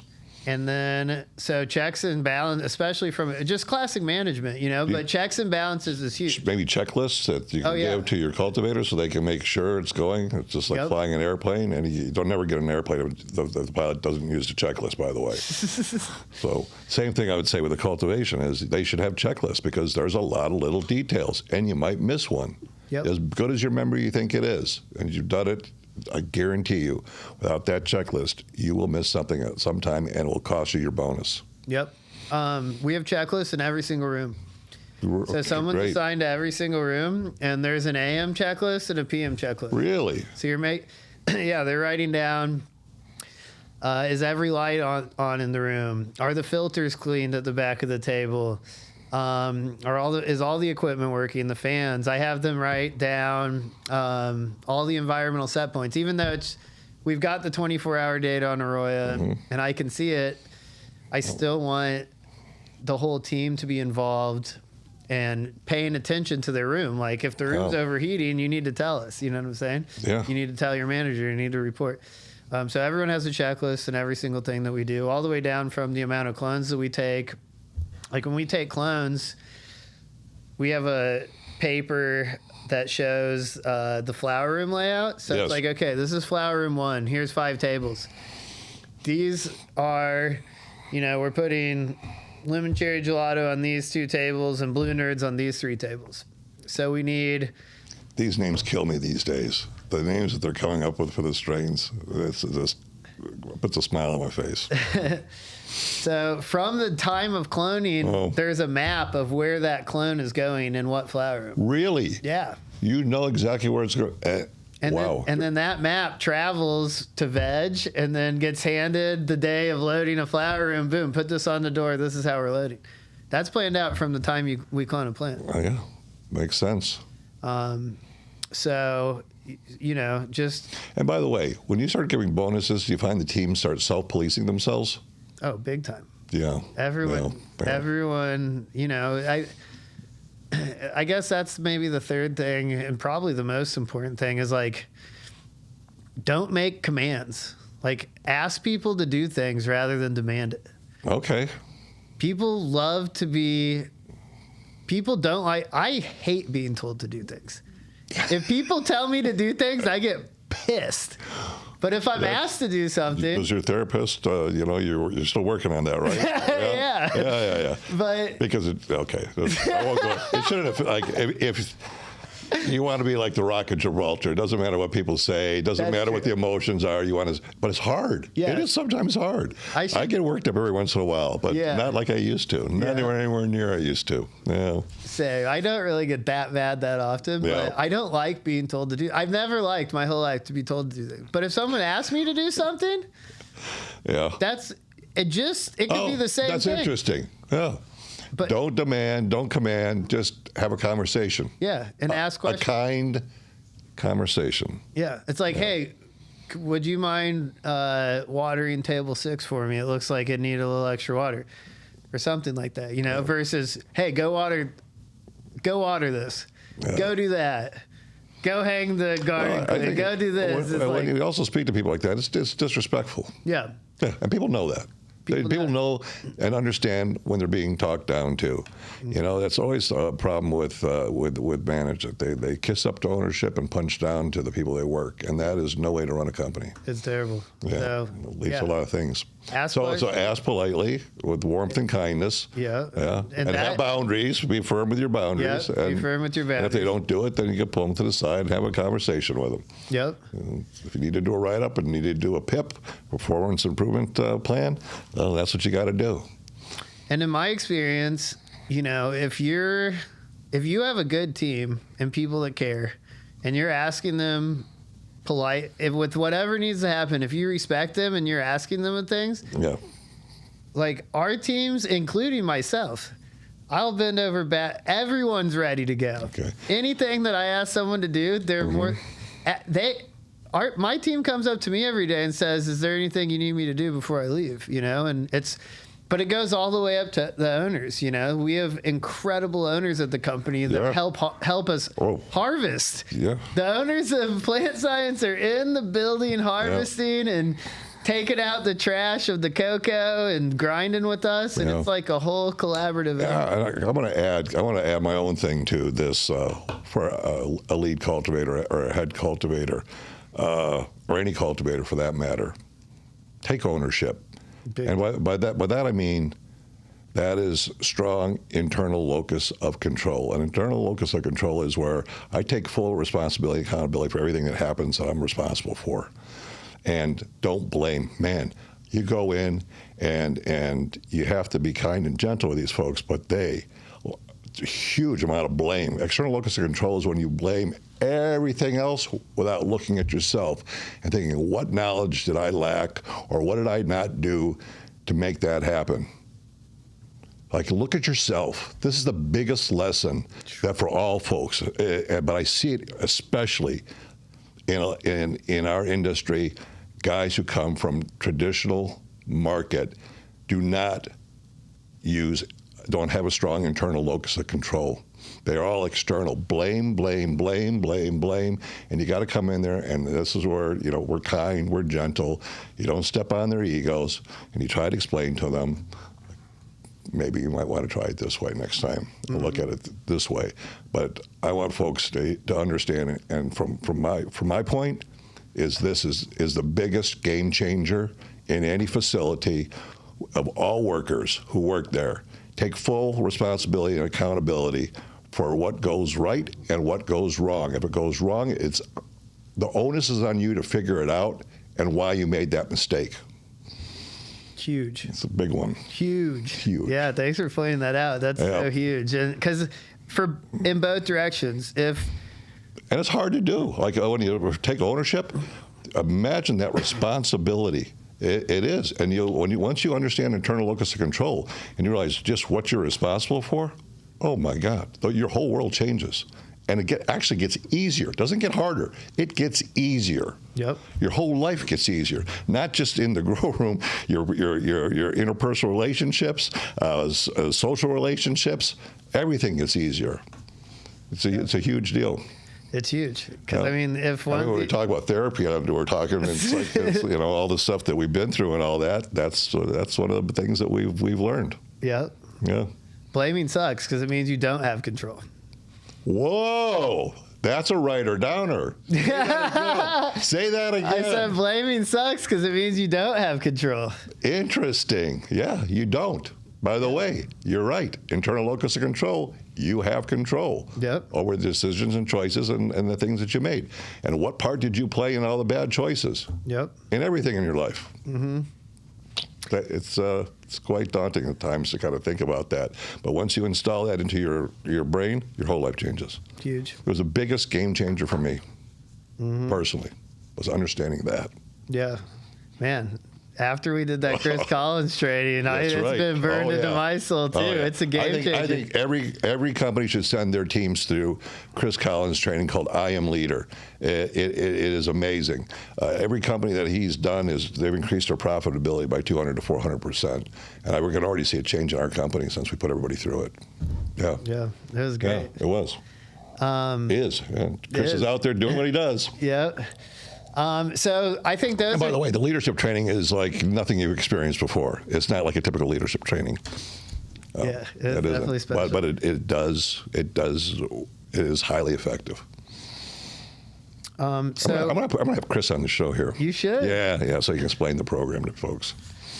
So those are great ones for head cultivators. Yes. I want to throw a few in for the newcomers real quick. Yeah, sure, absolutely. So it's your first day on the job.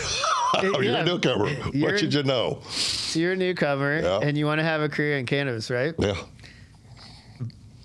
Volunteer for all the hardest jobs. You should be the best IPM sprayer. Yeah. If anything needs done, you clean the best. You work the hardest. You pluck leaves the fast. Like, with plant work and stuff, don't rush it, but just make sure, like, if you are always on task, you're never on your phone, you're never just sitting around talking to people. Like, if you are really focused and you're always there for your managers and they know that they can count on you for anything, you're going to climb the ranks in that company way faster than anyone else. Because people know. Put that phone away. That's Yep, it. put the phone away. Nothing more disrespectful than you're texting and doing things while you should be working. Yep. It's disrespectful to your other team members because now they got to pull more weight. Yep. And it's disrespectful to ownership. And everyone talks about it.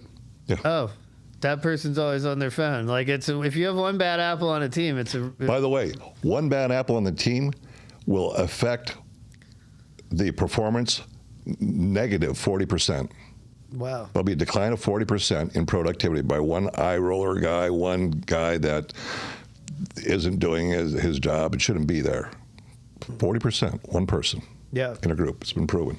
Oh man, I've had some intense scenarios where we've had to clean house in a pretty big way. So have we. Yeah. I think everyone who figures that stuff out in life as goes through a process. Yep.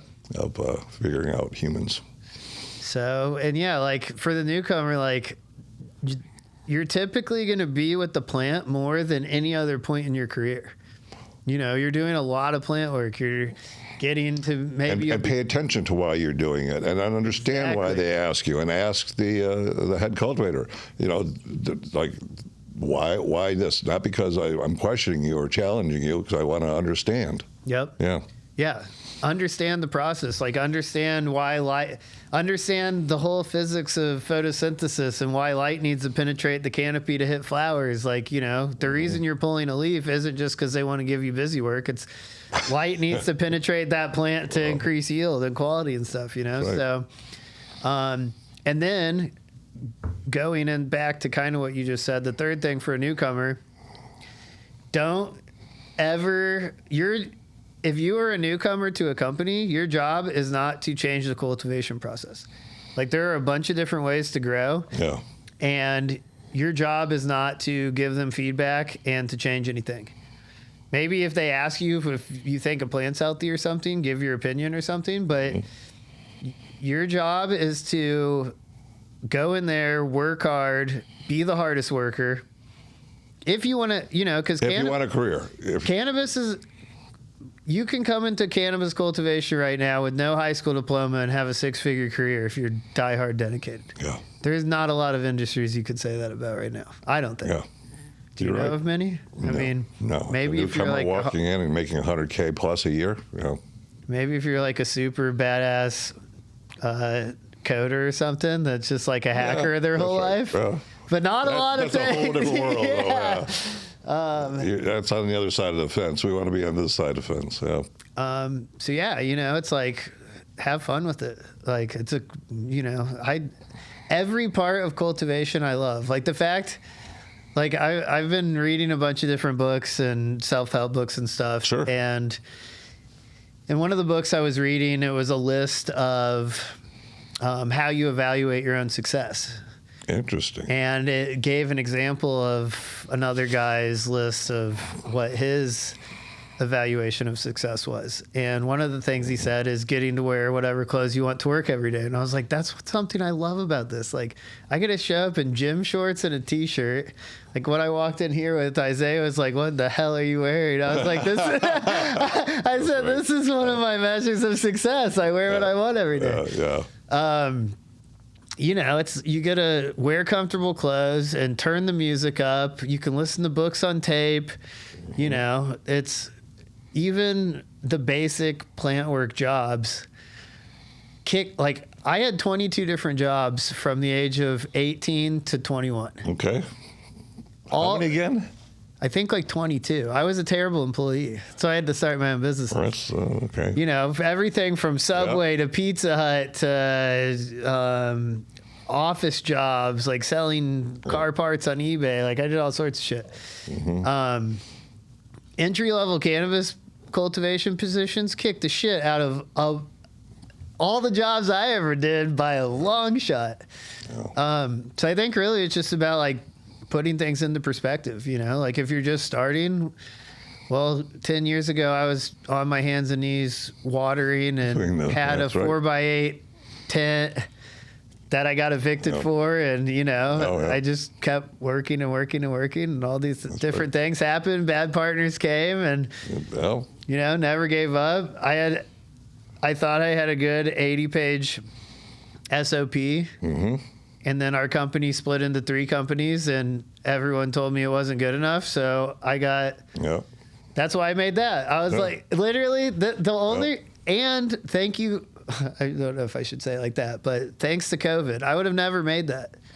But COVID happened. And I was like, okay, hopefully the world will only be locked down like this once. In our lifetime. Yeah. In our lifetime. And I could fuck around, or I wanted to add pictures to the SOPs that I had. Yeah. Because I wanted to make them so clear that I couldn't get blamed anymore. Because we scaled. People's external locus of control. Yeah, we scaled, and everyone just started blaming me for everything. Like, oh, you're not here enough, or you're not clear enough, or you didn't teach it good enough, or we didn't know. And I was like, my goal is I'm going to make something so that pure accountability can be held. Control. You decide, okay, fine. I'm going to take full responsibility for this. I'm going to make this book so it's crystal clear to everyone. Yep. And so, how much time went into that book? 3.5 years. Yeah. I have no idea. Thousands of hours, and hundreds and hundreds and hundreds of thousands. And there's wisdom there that being shared by all kinds of great cultivators that you know and have talked to over the years, and still your friends today. Mm-hmm. Yeah. And that's what's cool about like the process that we're using. Every single project I've ever worked on, I learned something cool from someone. Yeah. You know, someone might have a cool technique to clone faster than I'd ever done before, or just make something more efficient, or like there's just little tips and tricks. So we have pro tips throughout the whole book of here. You can load a room twice as fast if you mark the tables.